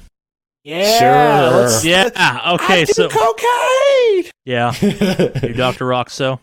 Yep. You're the rock if and roll his tag clown. was Dr. Roxo. No. So PSN Speedola 20, aka Curtis Alexander, has been allegedly arrested for using PSN to sell cocaine. I sell cocaine. Apparently, yes. So the FBI contacted Sony and requested this guy's kind of user data, messages, all that jazz, and compiled a case and arrested his ass. Once again, proving if you think PSN is a secure platform to talk about things on, don't. It's heavily monitored. Oh boy, I don't know. What did you think was gonna happen? Oh man, I don't know, but this guy was apparently charging $34,000 per kilogram of cocaine. I don't know if that's good or bad in cocaine prices these days. I have no clue. He was selling the informant a bag of about 100 grams of white powder at $4,400. But yeah. Fun fact: the PSN network is not the black market. PSN network is not actually on the dark web. Not at this time. It's the least darknet thing possible. Like, just Googling where to buy cocaine is less monitored than probably being like where to buy cocaine into PSN. I feel like this is one of those scenarios where, like, what is it? If we had a segment for dumb criminals on this podcast, this would be it. Yeah, no, this is absolutely that. I mostly enjoy the fact that, like, part of this is that he used certain games to set up deals and stuff, and I want to know what game you go into to be like, yo, I'm looking to buy some cocaine. Okay, you want, server number 313. That's where the cocaine goes down. Right. You can find snow on server 343. Like, it's like, we only talk about cocaine on the snow maps for Battlefield 5. Okay, cool. Yeah. You don't want to go to server 556. It's hailing over there. I'm looking to get a snowball. Okay, they'll run you $4,000. Go to this forest map. There's a lot of trees talk over here. Yeah, something like that. Yeah, no, I just love this story. It's so dumb. Should we have a segment every week, like this week in weird gamer news? We don't have that. We won't have this happen often enough. Like, we could definitely give this like the what the fuck of the week, though. Yeah, what the fuck of the week sounds pretty good. Yeah, this is definitely the what the fuck. Not always a what the fuck of the week, but this is definitely the what the fuck of this week. Yeah. I'd also like to fully announce the Wicked Awesomecast is now definitely not selling cocaine through the Xbox Live. You go to the Wicked Few channel. You want to talk about snow? We're doing it through Warframe. Yeah. Chroma. Warframe, cocaine. It makes sense. All the money? I don't fucking know. Yeah. Yes. Next up. Remember when Rocket League said they were ditching loot boxes? Oh, yeah, I remember that. Well, it seems the alternative they've gone to maybe makes people a tad miss the loot boxes. So before we kind of go with people going up in arms on that statement because loot box is bad, Rocket League replaced the loot box system with blueprints, and people are a little off-put by how expensive the blueprints are. The benefit of the blueprint was you knew exactly what you were getting, and you could trade stuff around, etc., but they're expensive, it turns out. Maybe expensive enough that one could do the math and say they're equal to, like, 5 loot boxes or something. Just saying. Yep. Now you can just buy things outright. Just buy the thing. Which is cool, but also more expensive. Yeah, that's a trade-off. Yeah, I mean, Destiny community is really mad about this right now since we went free to play there. The Everest store has been expensive by some people's opinions, and I'm not saying they're wrong, but at the same time, it's kind of a, no, you can just buy this stuff now. Yeah, but the engrams still get you stuff, just not the current stuff. But I want the stuff now for free. That's not how this works. Yep. There has to be some sort of a model where they make money, especially for a continuing game. Indeed. Where to go from here? Let's talk about Valley of the Gods quick. All right. Remember Firewatch? Yeah. A game I fucking love for no real apparent reason because it's weird. But so Camp Santo, I think that's how you pronounce their name. The developers of Firewatch got absorbed by Valve relatively recently, and at the time they were working on a game called Valley of the Gods. Sorry, I'm trying to make sure I pronounced that right because I've heard a couple people say that was wrong. But so it appears that game's been put on ice, indefinite development hiatus, canceled. It's not super clear, but a lot of that team got absorbed on to work on, guess what, Half-Life Alyx. Yep. Valve has a notoriously kind of fluid structure when it comes to things, so I'm not gonna say I'm not surprised when maybe you choose to transfer from kind of somewhat niche indie game to, yo, it's Half-Life 3, but not. Yeah. But as someone who really dug Firewatch because it was a little bit quirky and weird, I thought Valley of the Gods looked cool. Not as cool as Firewatch, but yeah. That's about it for that, for better or worse. While we're still talking about Steam, Steam has banned a shit ton of games. 1,000 games. Over 1,000 games? To be precise, for abusing Steamworks. And this one was sort of a, essentially was about, like, games being relisted just at another name. Like, if they got banned before, or just kind of people trying to resell a game and acting like it's new and just giving it a new name. Basically, people trying to work their way around the system. Game the system, really. Oh, relisting has been a plague to the industry in Steam for a while now. It's Steam finally addressing it. See if it actually equates to anything, but a bunch of shit just got banned, so I shouldn't be too quick to judge on that one, I guess. Some of them apparently might have been, accidental, and I think we'll start to see the numbers on that. We'll start to see some of the developers complaining on the ones that were like that they believe it was actually unfair, and in a big wave like that, you have to imagine some innocent people are going to be caught. Some innocent companies are going to be caught. Like, some of them who repackaged a game with another game as part of a game package under a new name, saying just calling it package of our games 15 or whatever. Yeah, and some of those may have gotten swept up too. It seems, but yeah, this has been a problem for a while, and it bloats the library is one of the bigger problems. Is it also bloats the library, and in addition to trying to rip people off, to just buy a game that they might already have bought. It's also just, it bloats the entire catalog with just useless wear. So, I don't think we're going to see, honestly, at the moment, it doesn't seem like there's too many companies that are crying foul of this. I think a lot of them have just accepted that. We're guilty. You we caught can't really do us. anything about this. Yeah. We thought we could get away with it, and we did for a while. Mm-hmm. Can't anymore. We're now down to kind of the fun and juicy ones that will take time on their own.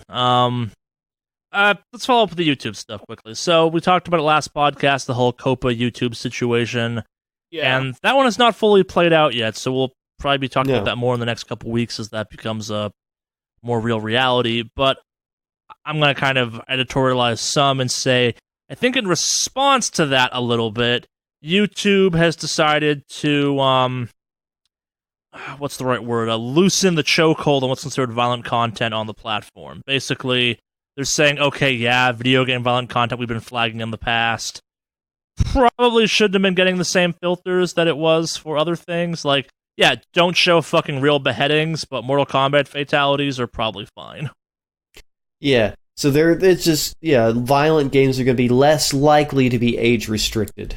Yeah. So they're loosening that up, and the thing is, it won't determine it, but of course it's with community guidelines, but it's not about the monetization, which the monetization is actually the kind of real bigger issue that we talked about last time, the demonetization of, people that basically make content for YouTube. And this is the thing. This has already hit a lot of mainly leftist political YouTube channels pretty hard. Demonetization, and now this is hitting, and I feel like they're going to start to loosen up on it once they realize that, hey, some of our literal biggest ad money makers for YouTube are video game channels. Like PewDiePie. Yeah. Just to throw out the biggest one, and many of the other biggest YouTubers are all Let's Players. So they're gonna have to loosen up on that, or else you're literally not gonna have some of your biggest ad money revenue people streaming on your system anymore. I think also when you look at the idea that people are leaving Twitch to go to their platforms, if you make YouTube not profitable enough for people, they will fucking leave there too. Yep. So they could do like Twitch lost Ninja. Yeah. I've lost a few since then too, actually, which is really we don't talk about them as much because Ninja was kind of the first, but yeah, and we don't really tend to cover streamers as much, so much, but I think this is something that Twitch is dying, guys. Just saying. But I think YouTube is going to have to keep reconsidering this stuff. I think their first, and this is what we said, their first reaction to it was just ham-fisted, dumb, panic. Ham-fisted, dumb panic. Like, oh god, what do we do? Yeah, and now they're like, oh god, we still got to make money. Well, I think they're riding the ship effectively, but I think it's also a bit of a slow reaction, and I suspect this will kind of change and evolve a couple more times before we get to the final kind of at least temporary resolution of it. It's because there is a problem. Like, it's Yeah. Fan of PewDiePie or not, the dude is problematic. Oh yeah. It's one of those ones there's multiple problems with him, but it's one of those things where kind of the YouTube community had it too good for too long. Like the fucking rise of the Pauls is proof of that bullshit. And don't get us wrong, we're all kind of anti-Logan Paul people here, so take what we say with a grain of salt. But the fact that some dude was trying to make money off some increasingly kind of questionable behavior and there was no ramifications for it. Yeah. Yep. And just the unevening, how uneven they are with putting down their policies, and it's obvious it's always because it comes down to money. Yep.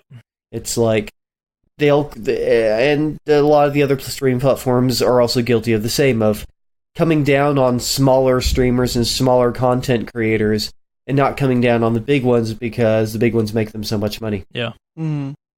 They keep stacking them stacks on stacks, if you will. Mm-hmm. So that's what we're going to keep saying until it hits them in the bottom line, like it is here. Like I said, with the video game thing, they'll keep being ham-fisted with these policies until they realize we're punching ourselves in the nuts. Indeed. I guess kind of on that same vein of things, if people find finally kind of being held accountable for their actions, let's talk about Quantic Dreams quickly. Yep. If you're not familiar with Quantic Dreams, that's the David Cage studio of Too Human. Not Too Human, that was a different game.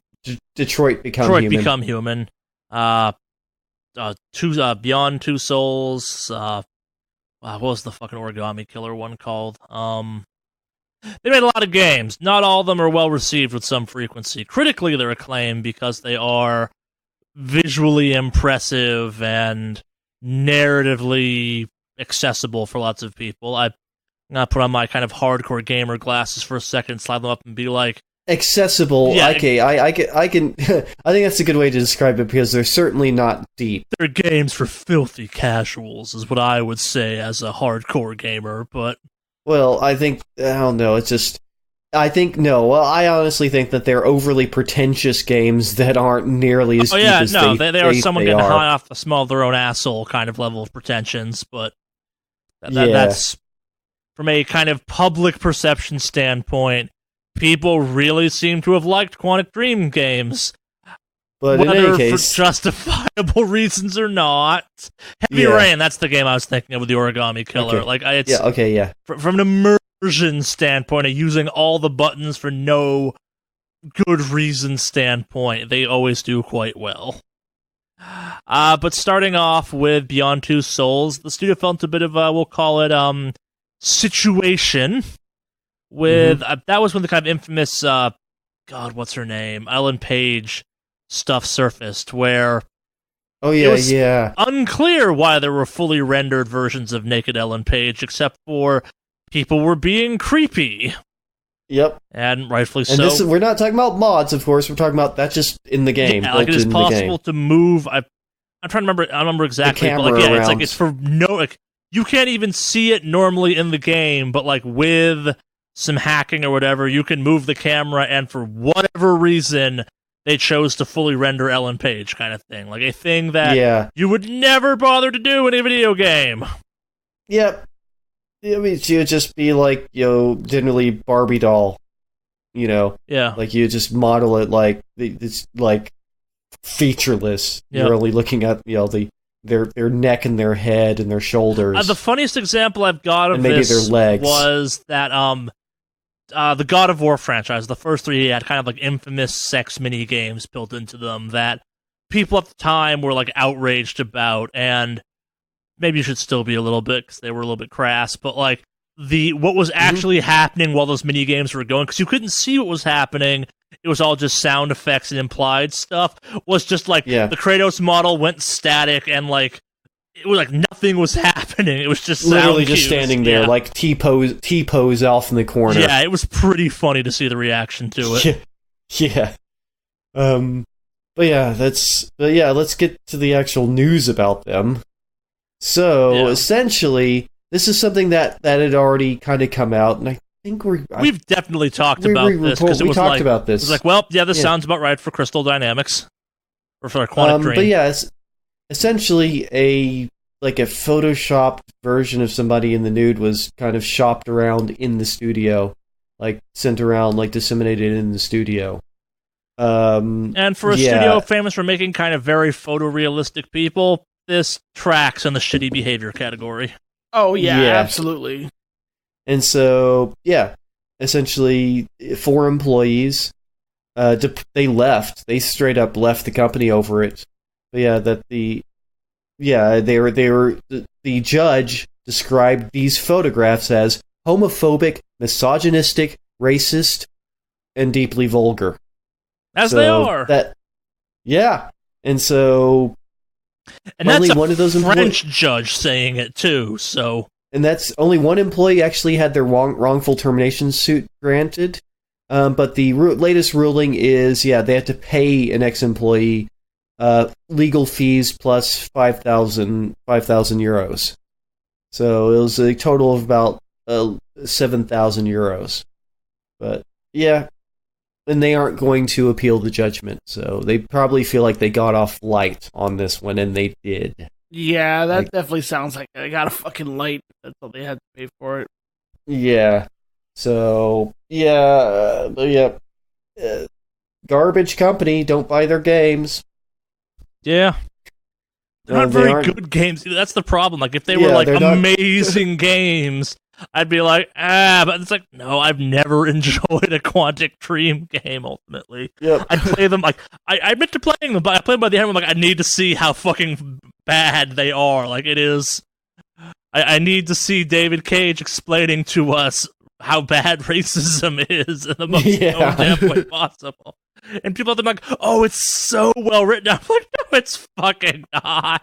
It's shallow. Yeah. It is not impressive. It is David Cage thinking he discovered that racism was a thing at one point. And that it's totally gone now. We have to remind it existed at one point. No, it's... okay, David Cage. Okay, David. Yep. Yeah. Where to go from here? Right. Sticking with our European theme, I guess. Ragnarok, a publisher of video games, is busy suing Human Head for, just dropping that video game and being like, yo, we're out. Yeah, so we reported on this before. This is a continuing saga. And so, just as a reminder for those who didn't know about it or hadn't tuned in last time, Human Head Studios, after they released Rune 2, they're like, we're no longer a company anymore. We're dissolving and becoming a new company. And the publisher was like, you are? Really? They learned about it when we did. And because there was this huge surprise to them, because they're like, we were prepared to support this game for like a year, for tech support and stuff like that. And now we're into a new stage of that, because now they are suing Ragnarok Game, the publisher, are filing a legal complaint against Human Head Studios for withholding game assets, which, of course, if they're going to support the game, they're going to have access to those assets. Yeah. So, that's a thing. So they've, according to the report, they're allegedly unwilling to produce the assets and source code that are required for the continuing support that they had promised that they were going to provide or already basically contracted for, and invested in the game, and all this, and they're and said that if you bought it, we're not going to drop the game, we're still going to support it because it literally just came out. Yeah. And it's fucking weird. It's bizarre. So I think we're going to, see this probably roll out to a few bit more news. I expect we're going to hear a little bit more from this one, because it is a bizarre turn of events. Because I bet, alright, so bets in Human Head's going to do some sort of a countersuit. What do you think? I don't know. I still want to know why the fuck Human Head just was like, peace, we're out. Yeah, that's the weirdest part. The more important the more mystery, the weirder mystery, to be honest. Mm. Uh, Yeah, I Yeah. don't know. This whole thing sounds like a fucking mess. Yeah. like, I maybe consider my shoes. They didn't reform a new studio, did they? Like, are they the ones? Yeah, that they did. Okay, yeah. A new company called Roundhouse Studios under Bethesda, actually. Yeah. So, Well, then, yeah. to be fair, Really interesting. Human Head is made Yeah. famous by such bangers as The Quiet Man as of late. So Yeah. maybe this is. I'm going through the list right now because I'm like, I'm forgetting something important. But no, yeah, this is an interesting studio. Yeah. So, yep. So that's a weird thing, Indeed. and yeah. All right. So You want to talk about PlayStation ripping off artists? Sure. Yeah, that's something I kind of wanted to talk about a bit. So essentially, there's a new PlayStation commercial, and this is for PlayStation Japan, and it straight up rips off animation from other people's work. Wow. Yeah, like not even like, yeah, not even like a case of, and I've seen cases like, oh, that's kind of close, or no, the animation was straight up traced, and if you look at it side by side, frame for frame, it runs the same. You can run them at the same time as like, oh yeah, that was traced. That's definitely traced. So if you look at some of the side by side videos, it's like, this was literally traced. They just traced the animation. That's and this has been a problem because mainly a lot of these are from some of these are from independent artists, and it's been a real problem of independent artists having their artwork stolen and other people making money off of it. A big thing for them has been shirts, and there's kind of a funny side story to that. But essentially, yeah, in this case, yeah, PlayStation and Sony, they stole multiple artists, ripped multiple artists off their animation, and yeah, you could just look at it as like, that was traced. Like, it is clear this was traced, frame by frame traced. So it's really obvious. Yeah, they've already pulled the advertisement. Yeah, like it's bizarre.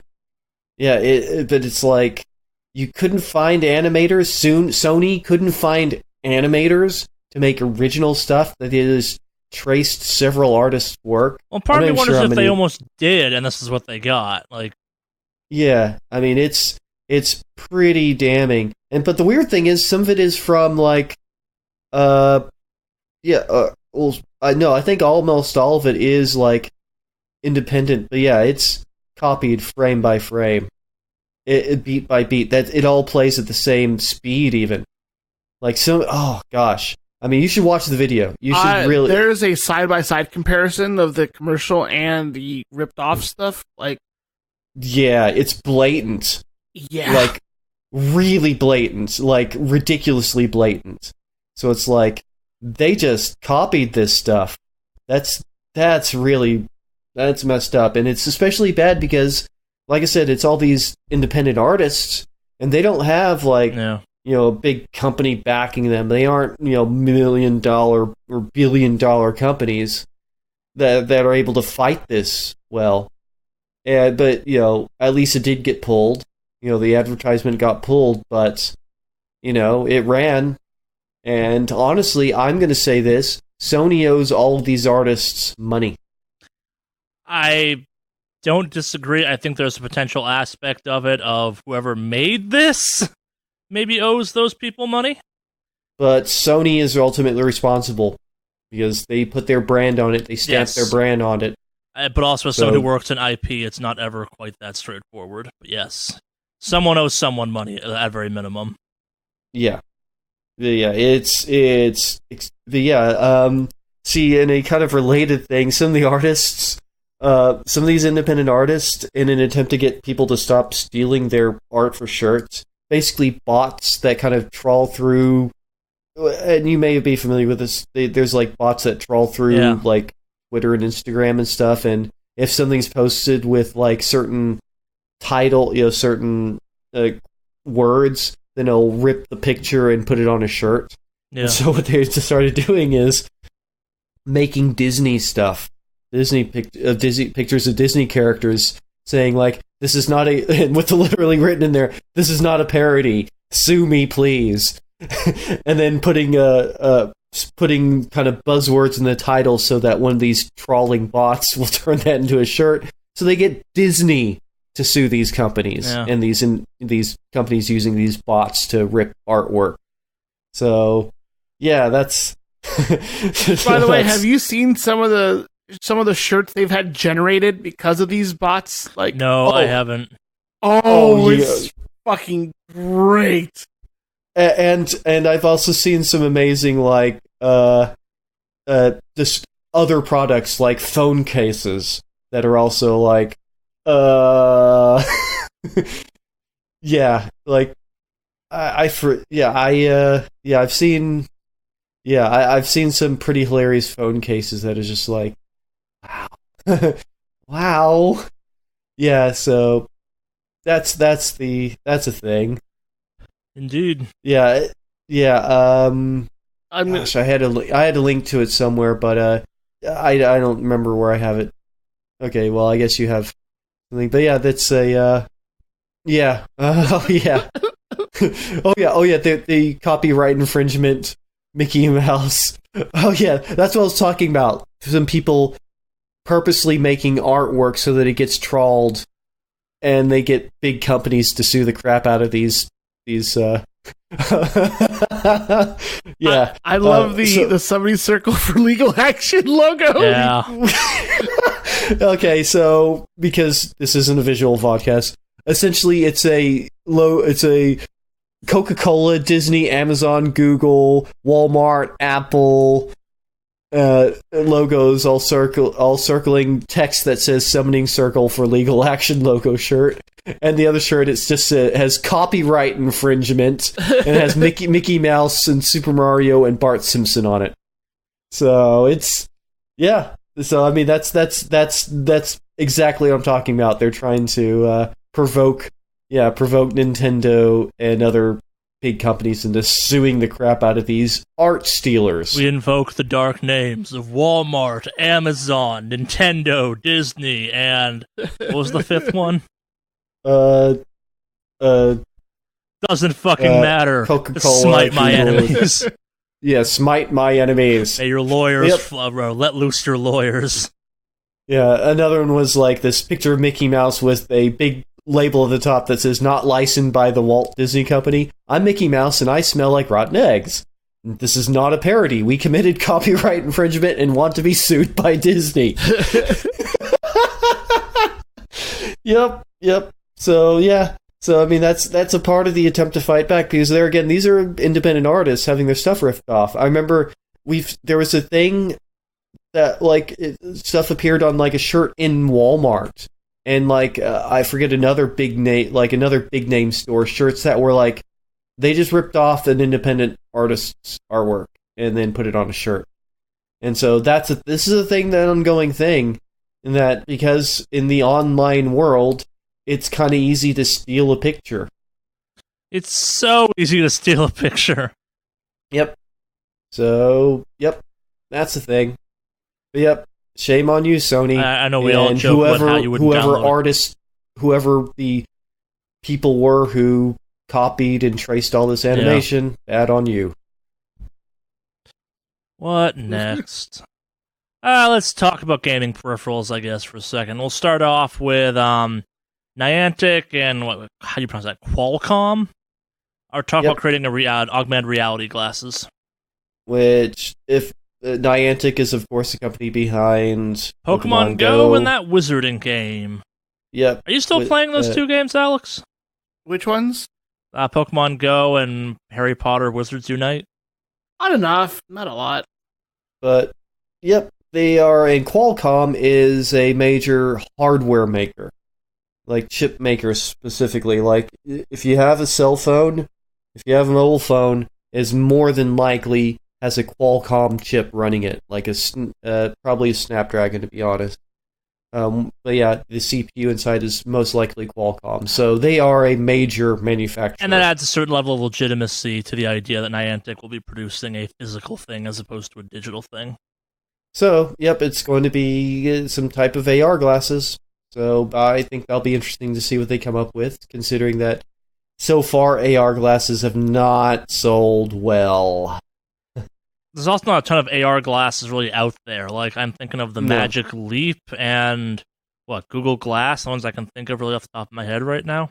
Yep, but I'm just saying, like, even when they came out, they did not sell well. Well, like, both had things... I think it'll come down to price, really. I think also both had things actively working against them. Like, the Magic Leap stuff has the bizarre nightmare of, despite being technically purchasable, only 6,000 have been sold. A, because they're prohibitively expensive, and B, because there certainly seems to be a certain air of, let's make really fucking badass demos so we can raise as much capital as possible and then maybe not ever produce anything. Like, it's the scammy vibe of Magic Leap is strong. I know we've talked about them on the podcast before because it is hypothetically interesting technology that makes you look like a fucking knobber. Yep. And then the other side of it's Google Glass, where the biggest issue with Google Glass was that, people weren't cool with you recording them all the goddamn time and would actively kick the shit out of you for wearing them. Yep. And that's one thing the Magic Leap doesn't do. In its defense. But it's also ugly. It's also ugly as sin. It's like wearing a weird pair of goggles. Yeah, whereas the Google Glass weren't nearly so ugly. Yeah, that was the difference. So. They were pretty bad in their own way, though. Too, like the Magic Leap, you look like a fucking idiot for wearing. The Google Glass was just like, it's pocket protectors for your face. How do you practice good birth control, kids? You wear Google Glass. Why? No chance of getting laid while wearing those. But yeah, at least the Google Glass was small. I mean, it was kind of... Like, I had an AR thing hook up for my motorcycle helmet that, like, it worked. I'm not sure... Like, I stopped using my motorcycle around the time I started using it more, but, like, it was distracting enough it wasn't perfect. It was neat, at least. Like, the Scully helmets, I think, are probably the coolest implementation of AR out there, and they are way too fucking expensive for a motorcycle helmet. Yep. But they have a camera built to the back of them so you can see behind you, which won't be at all fucking a head trip. But kind of last but not least this week in our news and kind of transitioning from one hardware thing to another, this is less of a exact story and more of an expose on a company big in the gaming space. Specifically, Razer's CEO...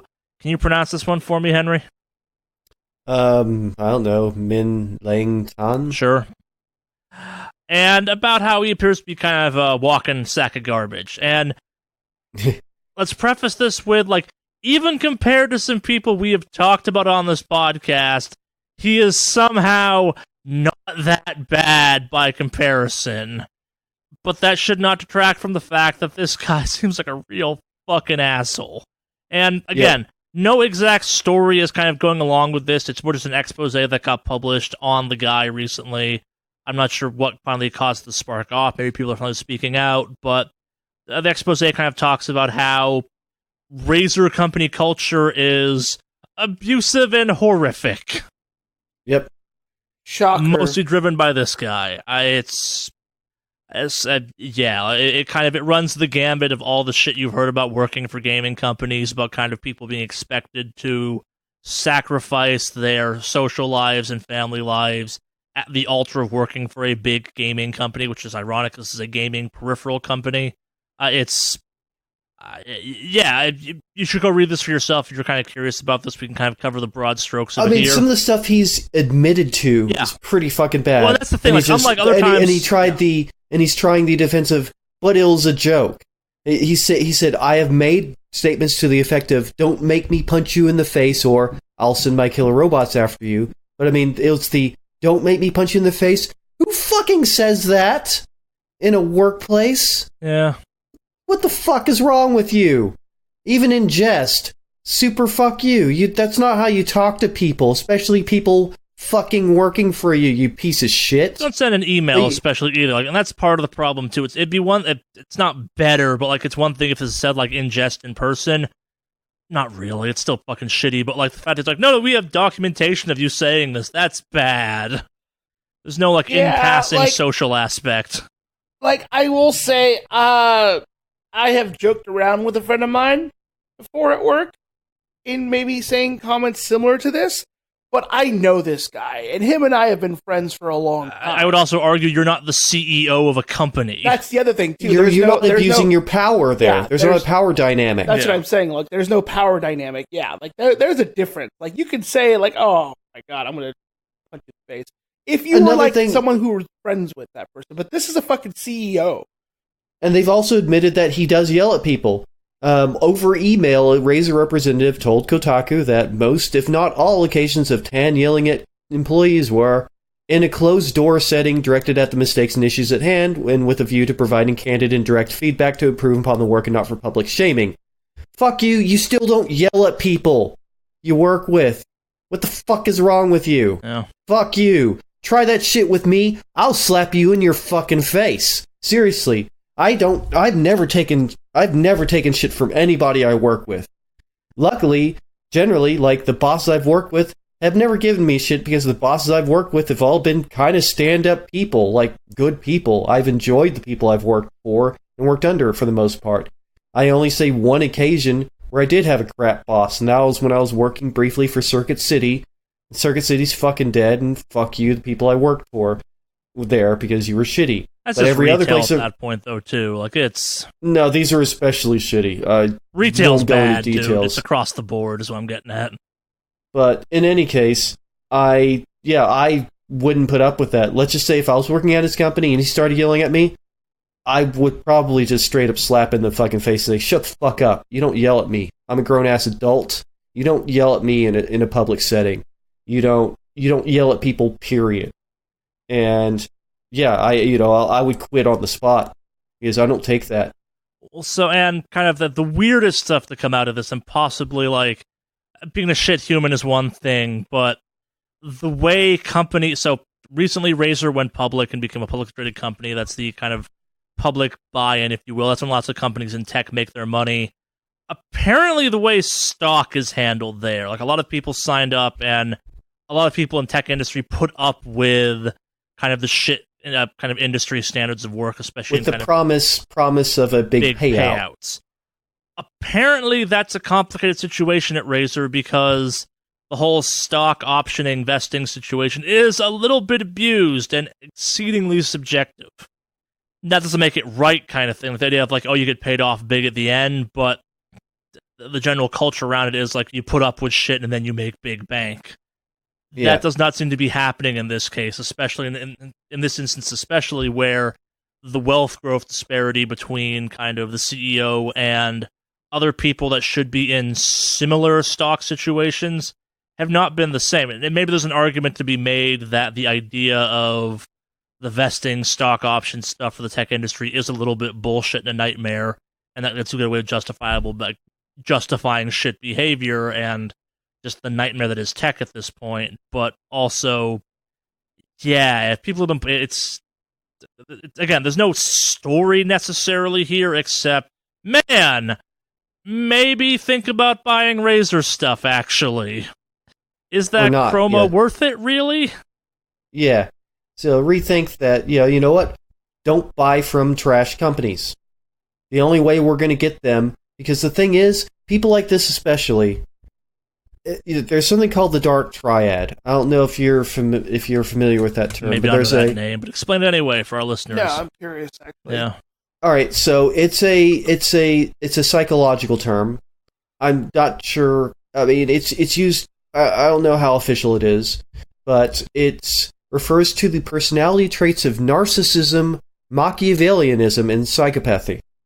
So, all right, so narcissism is marked by grandiosity, pride, egotism, and a lack of empathy. Machiavellianism is characterized by manipulation and exploitation of others, an absence of morality, unemotional callousness, and a higher level of self-interest. Psychopathy is characterized by continuous antisocial behavior, impulsivity, selfishness, callous and unemotional traits, and remorselessness. So that's the dark triad, and they found that, and it's just been found that a lot of executive level people exhibit dark triad traits. And this guy sounds like a classic dark triad guy. Everything that they've said about him. Massive ego, total lack of empathy, manipulative, super manipulative. Sounds like a gaslighter, like the person who's gaslighting people. Do either of you watch the show Silicon Valley? No, not yet. So, the day of recording this, the final episode of that show is going up, and that show is kind of this, like, it's in a weird situation where it is a comedic fictional show that somehow keeps being a little too prophetic for its own good. Like, they'll do a season of that show, and then, like, within the year of those episodes going up, a truly ridiculous seeming fictional situation will come to light as, no, this is totally real. And one of the major kind of reoccurring characters of the show is a guy named Gavin Belson, who, if you're looking for kind of a example of this kind of tech CEO narcissism, psychopathy, just ridiculousness they very obviously get up to just based on kind of all the stories that exist out there, go watch this show. Like, it is this guy literally, like, it's played up for kind of dramatic and comedic effect, but, like, the show has plot lines of this guy getting in a pissing match with another, like, billionaire kind of thing, and, like, spending millions of company dollars proving it's faster to go from China to San Francisco than from China to Jackson Hole. Like, and that sounds ridiculous, but it's kind of the, like, attitude a lot of these people exhibit with some frequency. Mm-hmm. Yeah. It's that's the, psychopathy, the antisocial, not caring about others, big ego of the narcissism, absence of morality, and total self-interest of Machiavellianism.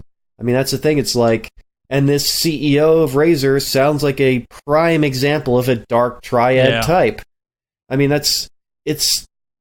and I think it's telling that we allow these people to rise to the top. That these people are the ones that are followed, and they shouldn't be. I mean, you should want conscientious leaders and leaders who have empathy and care about people and care about things and don't just use people. I mean, but I don't know. It's something for a longer conversation. Yeah, and we're not qualified necessarily to talk about it. But yeah, this CEO, it just yells dark triad to me. Mm-hmm. Because his behavior, which they've even admitted to, like I said, like there's already statements where they've admitted to several of these things, but said either, oh, it wasn't as bad as it sounds, or, oh, it was a joke. Yeah, or it was a joke. All those things, yeah. So what? What the fuck is wrong with you? Stop being fucking garbage. Yeah. Indeed. That does it for listen to this. All right, so this is just a part of this Kotaku. There again, to Kotaku, when they decide to do journalism, they do journalism, and this is Kotaku, a great article, a great journalistic article by Kotaku. But all right, during the course of reporting on this article, after Kotaku reached out to Tan for an interview and shared former Razer employees' stories of his temper tantrums and tirades, Tan posted a picture on his Instagram of a beautiful golden order of fish and chips at Gordon Ramsay's London Outpost, and and so that's kind of his response. He wrote in his Instagram, I'm reminded that I'm told I'm generally chill, but when it comes to work, design, and attention detail, I can become way worse than Gordon Ramsay. Sometimes I can get a little intense extreme on this front and rage if I feel things can be done better. No, how about you just grow the fuck up and stop being a fucking jackass? I don't care. Somebody else doing it? That's a 5-year-old's fucking excuse. What the fuck is wrong with you? Just because somebody else did a shitty things, doesn't give you a right to be shitty too. I don't care how fucking successful they are as well. That's not an excuse. That's typical dark triad psychopath. That would explain, hand wave away. Oh, well, somebody else is doing it, and they're successful. So, fuck you. If I met this guy, I'd slap him in his fucking mouth. It's like, yeah, Try that shit when there's not a power dynamic, and that's what really pisses me off about this. And that's the story here too. Like that's kind of the ongoing story of these situations where, like, shit behavior is shit behavior, but shit behavior when you have an actual like tangible power over someone, that's when it becomes a real problem.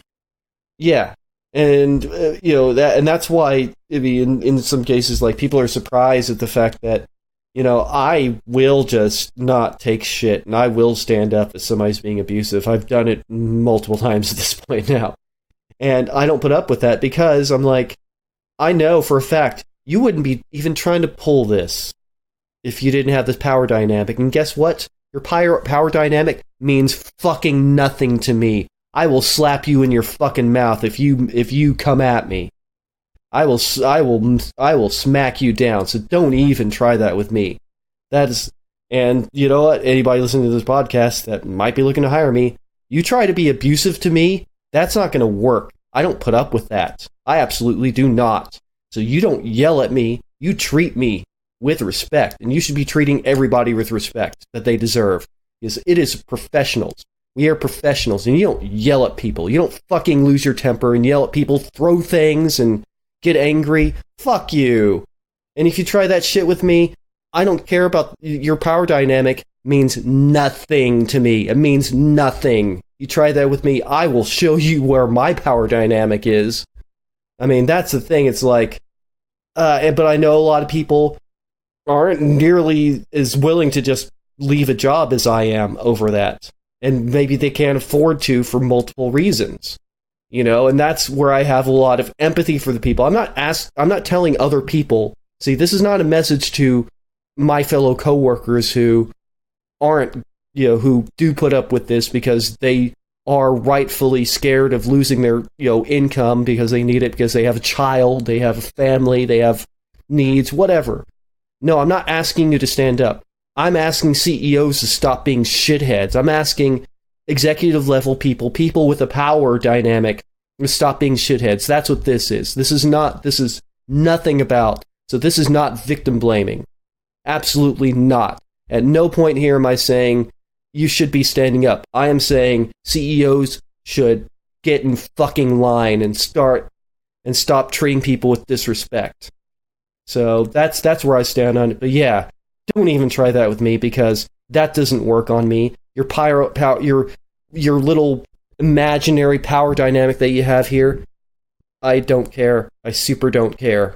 So yeah, that's where I stand on that. Yep. End rant. Yeah. I'm sure those CEOs will get right on that. Unfortunately.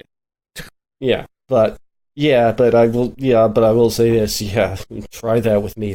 You aren't getting very far. Especially if you throw something at me. Oh, I will definitely slap you in your mouth. Yeah. That's it for news this week. We do have some emails this week. Oh, people emailed us during the holidays? We did get some emails. Very cool. What do we got? If you wanted to send us an email, what email address would you send it to, Alex? Well, I would start to yell at you guys to find out what the email address is. And then once I throw a few razor mice around, one of you guys would tell me that we only respond is... to Naga mice are more expensive at this point. Now that they're more expensive. Maybe not my mouse, but you would email us at wickedawesomecast@gmail.com. What's the email again, Henry? That is wickedawesomecast@gmail.com. Indeed, wickedawesomecast@gmail.com. Spells it sounds, down in the show notes, etc., etc. Our first email comes in from, this is Lyle again? I think this guy sent this, this person, I'm not sure what gender it is, sorry. Sent this email in another email a couple weeks back. Regardless, Dear Wicked Awesomecast, Respawn, a company previously known for FPSs, most notably Titanfall 2, recently put out a pretty universally acceptedly incredible action-adventure game. I myself was skeptical of Respawn's ability to make a non-FPS game and was pleasantly surprised. With that in mind, are there any studios, developers, or general game creators who would like to see try a totally different genre than what they typically create? I think the Kojima doing a horror game was a pretty good one for Yeah. that. Yeah, that would have been awesome. Yeah, still might happen. In all honesty, we'll see. That's true. That is true. I'm trying to think of studios that I think are especially creative, but have only kind of done one type of game. You know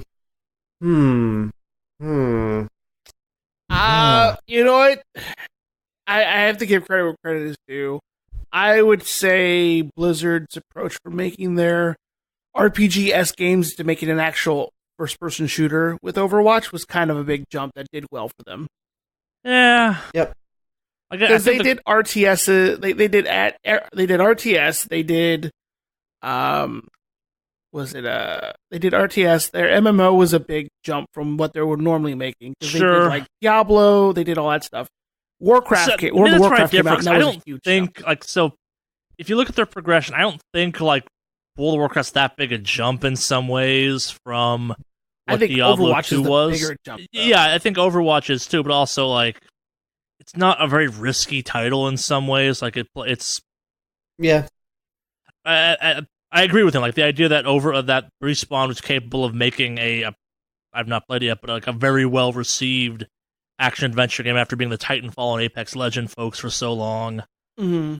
That is one definitely in my mind. I would love to see kind of the Robert Clancy crowd, the people like behind the Division and stuff that do that like, super military tactical thing. Maybe don't do a military game, like do a military setting game, but like you're not playing as a combatant or something like that. Like give me a stealth game where you're playing as someone like caught in that world. Because I think what they do well is kind of like the gritty realism of war with some frequency. It's just I'm not sure like I'm like I want a Splinter Cell game, but not like Sam Fisher. I want like some dude that's just like, oh shit, I gotta get out of this place. Mm-hmm. I think, and I'm kind of thinking about games like that I've liked a lot, and I'm just curious about what the developer would do.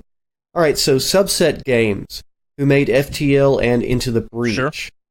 I'd like to see them just do literally anything else, because so far they're kind of doing. I guess FTL's kind of action has action aspect to the battle system. Sure. And Into the Breach is more of an RPG. I mean, they're already quite different games from each other. I'd like to just see them, on any other type of game, like an action adventure game, like a Metroidvania or something like that, or, like a game. I guess I'd like to see them do a non-roguelike, because the other two games are basically roguelikes. Yeah, no, I think you're touching on a weird one for me, actually. Like, anyone who's made a cool side-scrolling roguelike, don't make a roguelike next time, please, because then I might play it. Yeah, and Into the Breach isn't really a roguelike. It's pretty roguelike. Well, it has the kind of permadeath mechanic, but it's different enough. It's definitely not like playing Rogue. It's a run-based game, and that's, I think, what the... Yeah, and so I'm looking, I'd like to see what they do with, just anything else, like an action-adventure game, a longer narrative game as well, I want to see them... Yeah, I'd like to see... And Into the Breach was a dip into having a greater narrative for the game than even FTL. FTL definitely has a narrative for the game as well. There's storylines going on, but yeah, I'd be interested to see what Subset Games would do with literally anything else, because those are both very different games. The mechanics of both games are completely different. Like they're definitely very different type of games. But yeah, so I'd like to see them. Yeah, I'm impressed with them as developers. I'd like to see what else they could maybe do. Also, Supergiant Games, who did Bastion and Transistor. I think that's Supergiant, right? Yeah. I'd like to see what they do. I'd like to see them do there again. The games that they have right now are all right. So they did Pyre and Hades as well. That's right. Which I haven't played Hades yet, but Hades is a roguelike. But I'd like to see what else they'd come out with. Maybe right now they've kind of have this kind of action action adventure style. You know, I'd like to see Pyre's them. pretty different. Yeah, All their games have been, I guess, like, yeah, maybe action-ish, but like Pyre's a straight-up sports game. yeah, it's interesting. But yeah, I don't know. I guess them too. But really, yeah, I'd like to see, subset games. I'll say, yeah, I'd like to see what subset games might do with literally anything else other than sort of, episodic, like you said, sit down, it's a self-contained game play when you play through it. But yeah, because I've been impressed. I've been impressed with their games. So no, sure. Also, I'd like to see the Dead by Daylight developers. I can't remember what their name Make another is. game and support it. Yes. And not make a online battle game. Like make something that is a standalone single player game. That's fair. I guess I'm not quite sure what I'd want, like, aesthetically or like gameplay wise. Like it'd be like the Platinum guys or the Platinum team making a shooter. I think would be kind of crazy, just because they do crazy. I guess I'm not sure. Like the Dead by Daylight people are, we'll call it 1.5 games. Like I'm not sure. All right, so Behavior Interactive is the name of the company. Yeah. So. Yeah, but what I'm getting at is I'm not sure like what aspect of what they do I would want to see outside of things. I guess like it's. Yeah. Don't get me wrong, if they want to do another type of game, go for it. But like I'm not sure what part of Dead by Daylight or even Death Garden. It's like, yeah, it's your character designs I like, and I'm like, no, they're fine, but the best characters are the ones they're bringing in from other franchises. Yeah, I don't know. It's interesting because a lot of their body of work is mainly a lot of It's almost all licensed stuff, which is why it came so natural for them to put that into Dead by Daylight. Yeah. But yeah, and it's still they just still do other things. But yeah. Yeah. Next email. Sure. This one comes in from Monica. Hey, Wicked Awesome Cast. Every once in a while, when one of you is talking about a game you finished, you'll offer up a review number. Henry seems to use a verbal rating, good, great, okay. Charlie seems to use a out of 5 scale, and Alex never seems to play anything except WoW to completion. So his system seems to be, this got me to stop playing WoW for X number of days. The origins of Alex's system seem pretty obvious, but I was curious if there was more method behind how the rest of you choose to rate games. I personally like the X out of 10 scale, but for some reason I remember someone, it may have been Jeff even, a long time ago saying how they hated that rating system and they think base 10 is flawed.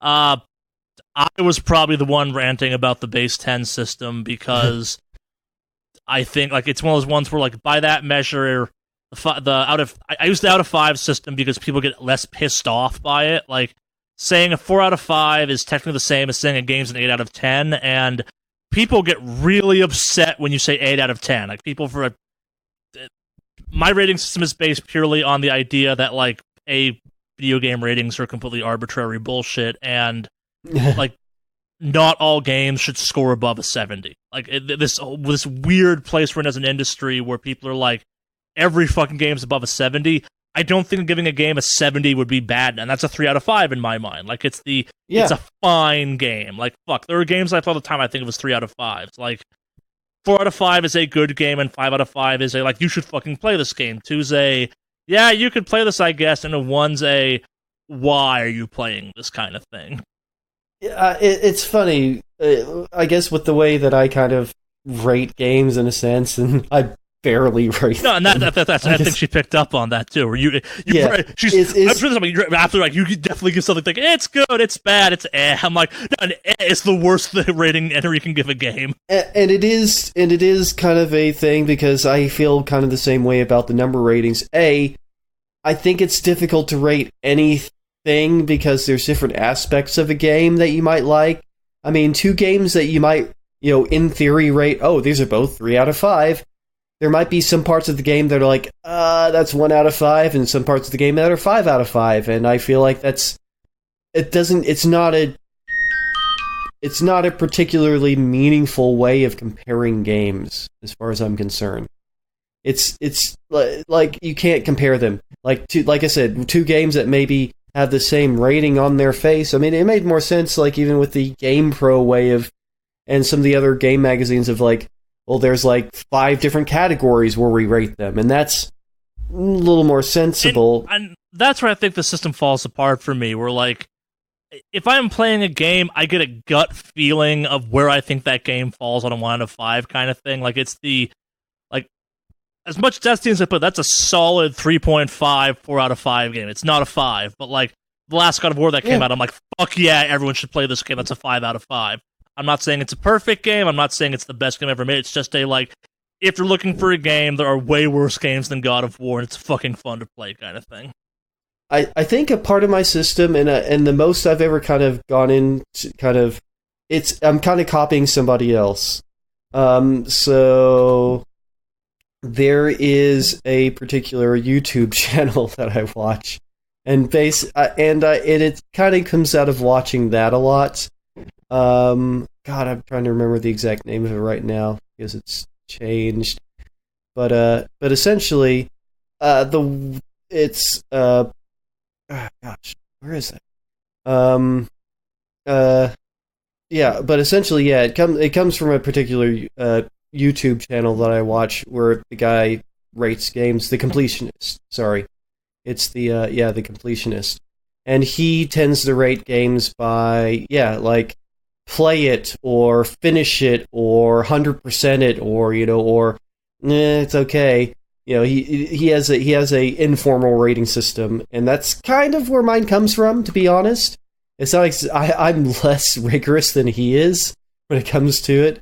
But yeah, that's why I'll sometimes I like when I was talking about one in game in particular, I was like, I didn't actually finish it. I didn't get the full ending, but I was like, but I didn't find it fun after a time. I was like, so play it to this point. But don't finish it. In other games, I'm like, yeah, finish it, definitely finish it. And that definitely is the thing from watching The Completionist. So, props to The Completionist. I like the work he does. I think he's an entertaining YouTube creator, and definitely hope somebody who doesn't get caught up in this demonetization stuff.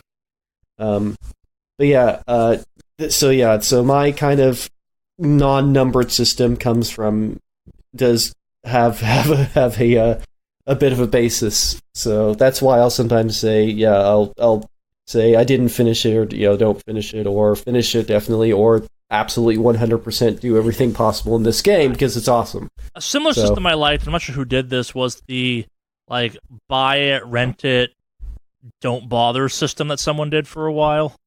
Yeah. I like that system. Yeah, that makes a lot of sense too. But yeah, I don't like the number system because I don't feel like it captures it, especially if it's only one number and not like 4 different categories minimally. If you're going to do numbering, then it tells me nothing. It really tells me nothing about the game if you just say, yeah. Yeah, and so, don't get me started on like out of 100 scores. Anyone who does out of 100 score can fuck right off. Like, how'd you calculate that? Like, so I think that it just shows to me it's just even more. Well, like some websites used to have like BSing. math you plugged in. That's how you got there, and that's where like all that stuff fell apart for me. Where it's like, oh, we're adding up numbers. I'm like, it's like this is like reviewing art at this point. You're supposed to not agree with me. Like, what the fuck do I know, kind of thing. I played this game and thought it was cool. Maybe you'll find it cool. But yeah, that's definitely where my system has roots in The Completionist. Yeah. Alex, do you feel your system is accurately portrayed? Yeah, it's pretty accurate. And on the Alex scale, this got me to stop playing WoW for 8 days. Damn, that's a good game. That's an impressive game. I haven't touched WoW since I started playing this shit. Damn, it's like a wow. Damn, man. Well, thank you for writing in for that one. That was fun. Do you guys want to talk about Saint 14 or alternatives to D&D next? What? Is that a letter? We have two. We'll do fucking Saint 14. So I sent you guys a picture prior to this coming in, so our listeners fucking get us apparently. So this comes in from Josh in Alberta, Canada. Dear on again, off again, Destiny fanboys, and Henry, who is too indie for that shit. With the recent Destiny 2 expansion, The Dawning reveal, we have heard the legendary Saint 14 talk. Prior to this, we knew that Saint 14 liked shotguns, headbutting giant monsters to death, and was a complete and total badass. Well, I believe he is an exo. He also appears to be Russian based off the accent. Does this mean Saint 14 is just Saint 14 is just the consciousness of our beloved Nikolai tracksuit in an exo guardian body? Is the rest of Nikolai Tracksuit's team made up of food scientist and Krampus? Sorry, I couldn't think of a third beloved SWS character. I don't need sleep, I need answers. This is the best fucking email I've gotten in a while. Not to downplay any other emails, but this email is full of fucking running gags, which I love. Yep. So first of all, number one, this is in fact Nikolai Tracksuit in the future. Yeah, Nikolai Tracksuit. Someone took his consciousness and put it in a robot. Yeah, he could not continue his legitimate business in his fragile human form. So he became a robot. Continued to do it in a robot form. Yeah. So I didn't want to ruin the trailer when they actually released the season, but Nikolai Tracksuit is in fact Saint 14. Yeah, Saint 14 has some legitimate business he needs you to help him attend to, FYI. Yeah. It just happens to be wiping out the fucking Vex, but it's legitimate business nonetheless. Like, it's very odd that he asked you to collect their kneecaps as a currency to turn in. Sad thing is it's Destiny, so like fucking collecting Vex parts has been the entire season of the Undying. So of course it makes sense. We're collecting the parts of our slain enemies to pull Nikolai Tracksuit Robot through time. Yeah. So he can live again. Yeah, of course. That's how this works. So, God, I love Destiny. God, that email's fucking great. It is. Food scientist is definitely a warlock, by the way. I don't know if we have a third beloved that's a wicked awesome cast character to fill out the fire team with. Well, the Krampus. Get in the bag. Krampus isn't ours, but that's we true. do have a love for the Krampus. We do have a fondness for Krampus. We do. God, the Krampus cast is coming up too. That makes me happy. Yep. And there's definitely some companies and games that need to go in the bag. I read this and started laughing. Thank you for writing in, Josh. I'm not sure we have other answers than, of course, he's Nikolai Tracksuit. Of course he is.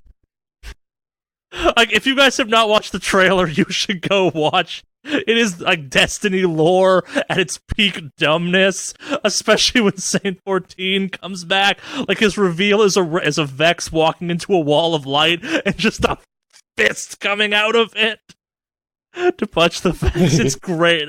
Even as a Destiny fan, there's some humor. You're like, okay, cool, this is dumb. As a Destiny fan, I'm sitting there being like, yeah, this is dumb. I love dumb Destiny lore. Oh, thank you again. You never been a third fire team member now for him. The voice of Amazon.com. I don't know. This one comes from Anonymous. Dear Rick at Awesomecast, a few episodes back on the podcast, Charlie mentioned how his first chunk of the Starfinder campaign has been running and has come to an end, which then led me to look up Starfinder and wonder why the hell my tabletop group insists on playing D&D. It seems that after every campaign is done, we talk about changing games. Ultimately, we never seem to. We ultimately never seem to do, since we never come to an agreement on what game to play next. I personally am sick of the fantasy setting and would much rather play something with gunplay and spaceships, since it feels like I'm just playing the same character over and over at this point. Any recommendations how to get a group to try a new game? Also, any recommendation for non-high fantasy games you like to play? I fucking love Starfinder. I think it's great. I think it does, I think it does a really good job of being a fantasy game and a not fantasy game at the same time. Shadowrun is Yep, I was about to say Shadowrun. Shadowrun is the pinnacle for cyberpunk stuff in some ways. Like, despite being kind of a complicated game to wrap your brain around, it's got fantasy, it's got guns, it's got, like, power armor. I like it for the same reason I like Starfinder, which is that, like, you're not limited to one set of stories. Like, you can totally tell a high fantasy story and then jump right back into a high-tech story kind of thing. Like, you can bounce around as you see fit. And to a certain extent, I mean, Shadowrun lets you do that too, because that's what I said, like, both let you do it, Yeah. And so, they're kind of the best of both worlds. I think if you want something that's just totally off the wall, I recommend Call of Cthulhu. You can get guns in that. Yeah. As far as how useful they'll be, that's always a weird sell, though, too. Like, that one works better. That is a harder sell. Way harder sell. The closer you are to Halloween, the easier the sell for that game is. Also, if you have a very hardcore role-playing group, that game's a much easier sell. The same way Vampire the Masquerade is a much easier sell if you have a group that's willing to sit around for multiple sessions and not get shit done. And there are other things to do in Vampire. I mean, and in Werewolf, Vampire, the White Wolf sort of World of Darkness thing. And I don't know. I think if it's Starfinder is kind of D20 based. It is still D20 based. Yeah. Yeah. So as far as somebody moving from D&D to something else, that's probably an easier move. You really have to consider things in a very different way if you're going to go for Shadowrun. That requires a bit of, I'd say, extra study, because you don't run a Shadowrun game the way you would run a D&D game in some ways. As far as generally as a game master goes, yes, you'd lay it out and kind of tell the story similarly. But as far as the way the roles work and combat and things like that, and just tests of all types work, it's a different system to wrap your head around. It also can be exhausting for a GM too. Not in a bad way, just the way that game works. There's too many possibilities. It's definitely a very good idea, and I do this with a lot of games. Is like I will use some sort of software to help keep track of things, and so that I can just plug something in and like roll a dice, and then in the case of Shadowrun, roll a bunch of d6s and figure it out. But Starfinder might be the easier lateral move because it's still kind of D20 based. Starfinder's the game I recommend to almost everyone at this point. Like, I don't play high fantasy anymore because, to your exact point, courtesy of all the fucking podcasts and the YouTube channels out there that are just like recordings of people playing D&D or Pathfinder at this point. Yeah, it seems like people are just kind of ripping off characters they've seen before, and I don't find that fun.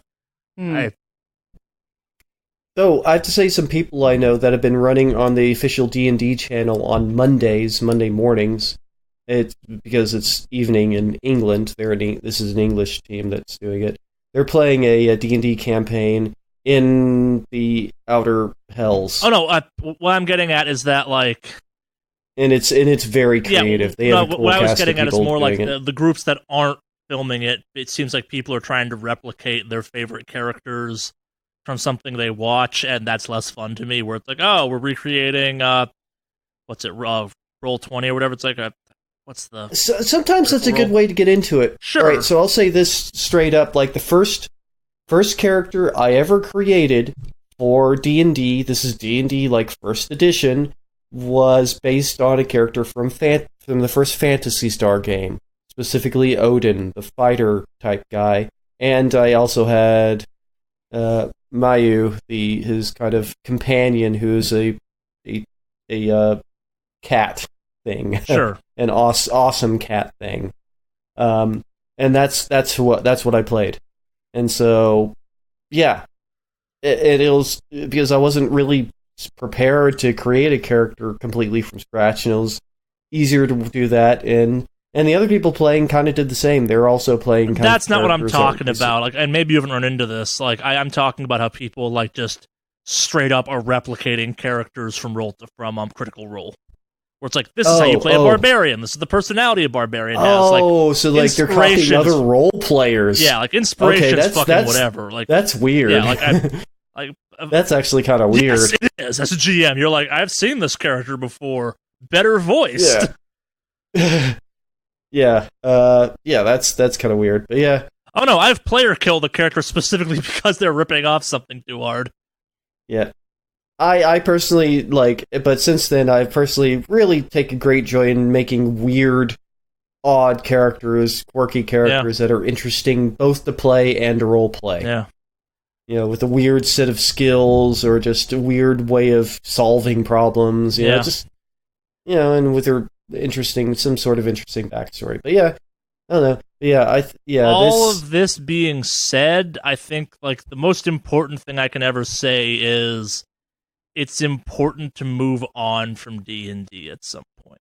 Yeah, I absolutely agree because I played it for years without playing anything else, and then I play Shadowrun. I'm like, oh god, Shadowrun's super fun. Well, like, even if you don't want to stop playing fantasy, I don't. Increasingly, like the D&D rules are friendly and fine and whatever, like, and they're good for especially the newest version. Is very friendly. They're very good for kind of first-time players, but like Pathfinder 2.0 is a better game than D&D is at this point. The way it handles kind of weird stuff, I think, is better. Like there are other fantasy and complexity in general. Yeah, like they're the biggest hurdle I've found for a bunch of these games is that they're not as straightforward as D&D is. Like there's more nuance to it. Like it's as a player, you're forced to think more, and a GM. Like this is where it gets weird because like there's more freedom to do stuff, but also like you have to have a group that's willing to actually engage and try and think through stuff in more elaborate ways. Like it's you can make cool stuff as a GM, but people are just like, we want to kill the goblins. It's wasted on them at that point. That sounds shitty, I'm sure, but like that's why a lot of people never move on from D&D because it's very easy to do kind of straightforward campaigns where it's like, you're the good guys and they're the bad guys, and go clear these dungeons. Find me a relic. Yeah. Yeah, I think the moment you add like a Starfinder's big thing, it has a space travel. Like I don't know if we're gonna do space combat a bunch in the campaigns I'm running because space combat comes with its own problems. But the fact that you can easily transfer from world to world and then also like easily change an entire setting canonically kind of thing, and no like bullshit portals are involved or anything. It's just like, no, you're now on a different planet doing a different thing. Deal with it. Not everyone adapts to that well. It's like, no, we have to journey through the hinterlands. I'm used to hinterlands. Yeah. Yeah, I'd say also, just because I've played games similar, BattleTech. Yeah. BattleTech, I mean, but that's only if you're interested in something very That's an different, army builder at that point, though, too. It's mech. Yeah. It's a mech game. It's where you're building mechs. And it's on a hex grid. You play on a hex grid, so you kind of have to have something. I love a good hex grid. But in any case, it's if you want something completely off the top, completely like different, BattleTech's awesome. I'm a fan of BattleTech. I've definitely enjoyed playing a good few games. I'm not very good at it, but I certainly enjoy it. Yeah, I guess kind of to address the question of how do you get people to change the games they're playing, this is going to sound harsh. I have learned that it can be very hard to get a group to move on from one game to another, and in the same way it's important to move on from D&D, it's important to kind of understand if you've maybe outgrown a group. I'm not saying like ditch those friends or something, but like you can be in multiple tabletop groups and all that jazz. Or like if they're doing a campaign you're not interested in, you can tap out temporarily and come back and that stuff. Yeah. Be dynamic. Yeah, I mean there was actually last year they released an RPG for BattleTech, just straight up BattleTech, instead of having it on the Mech Warrior brand, just a BattleTech game. So, but I mean, yeah, it is a board game as well. That is the where it came from. The origin of the Mech Warrior series is BattleTech. Yeah. So, but yeah, I've played a lot of RPGs. Yeah, that does it for emails. You got anything to want to add to that, Alex, or no? Nope. Fair enough. Those are for emails, wickedawesomecast@gmail.com. Send them in. Thank you. Yeah, thank you for writing in, those who did. That more or less does it for this week. Anything pressing you guys want to talk about before we get out of here? I think we're like 1 or 2 weeks out from the Krampus cast, so get hyped. Yep. Yeah. Go ahead. I was to say, you can catch me online as Kraken Zero on Instagram and Facebook. ZER0. I'm spelling that. And I am also Nomad Har on Twitch. I haven't streamed in a while. I just didn't. I had been working on the. I mentioned the Zelda 2 speedrun, but yeah, and I'll probably end up working on that some this week, so I may end up doing some of that streaming. So, yeah, that's me. You can find me on all my platforms, Mave Online. That's Twitch, Mixer, YouTube Gaming, Facebook Gaming, and Instagram. I should hopefully have more Feliz Navidad torture videos coming up this month, so that'll be fun. I have a man on the inside back home who's he's helping me make it happen. So. Please, it's an accomplice at this point. Yeah, Sleeper agent. So, but yeah, I don't know if I'm going to be doing any more streaming for the rest of the year, to be honest with you. I'm kind of focusing on other things right now, so I'm hoping to get things back up in the new year, but as it stands right now, probably not. Yeah. I guess kind of a note from the editor, whatever you want to call it, guy who edits these things down.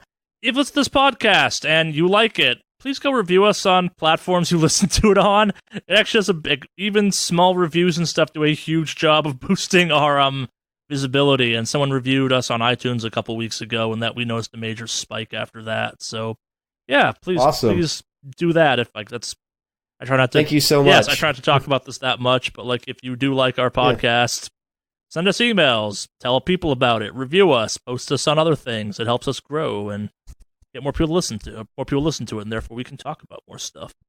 Every positive review is one more pun I throw on the podcast. Oh, God, never review our podcast then.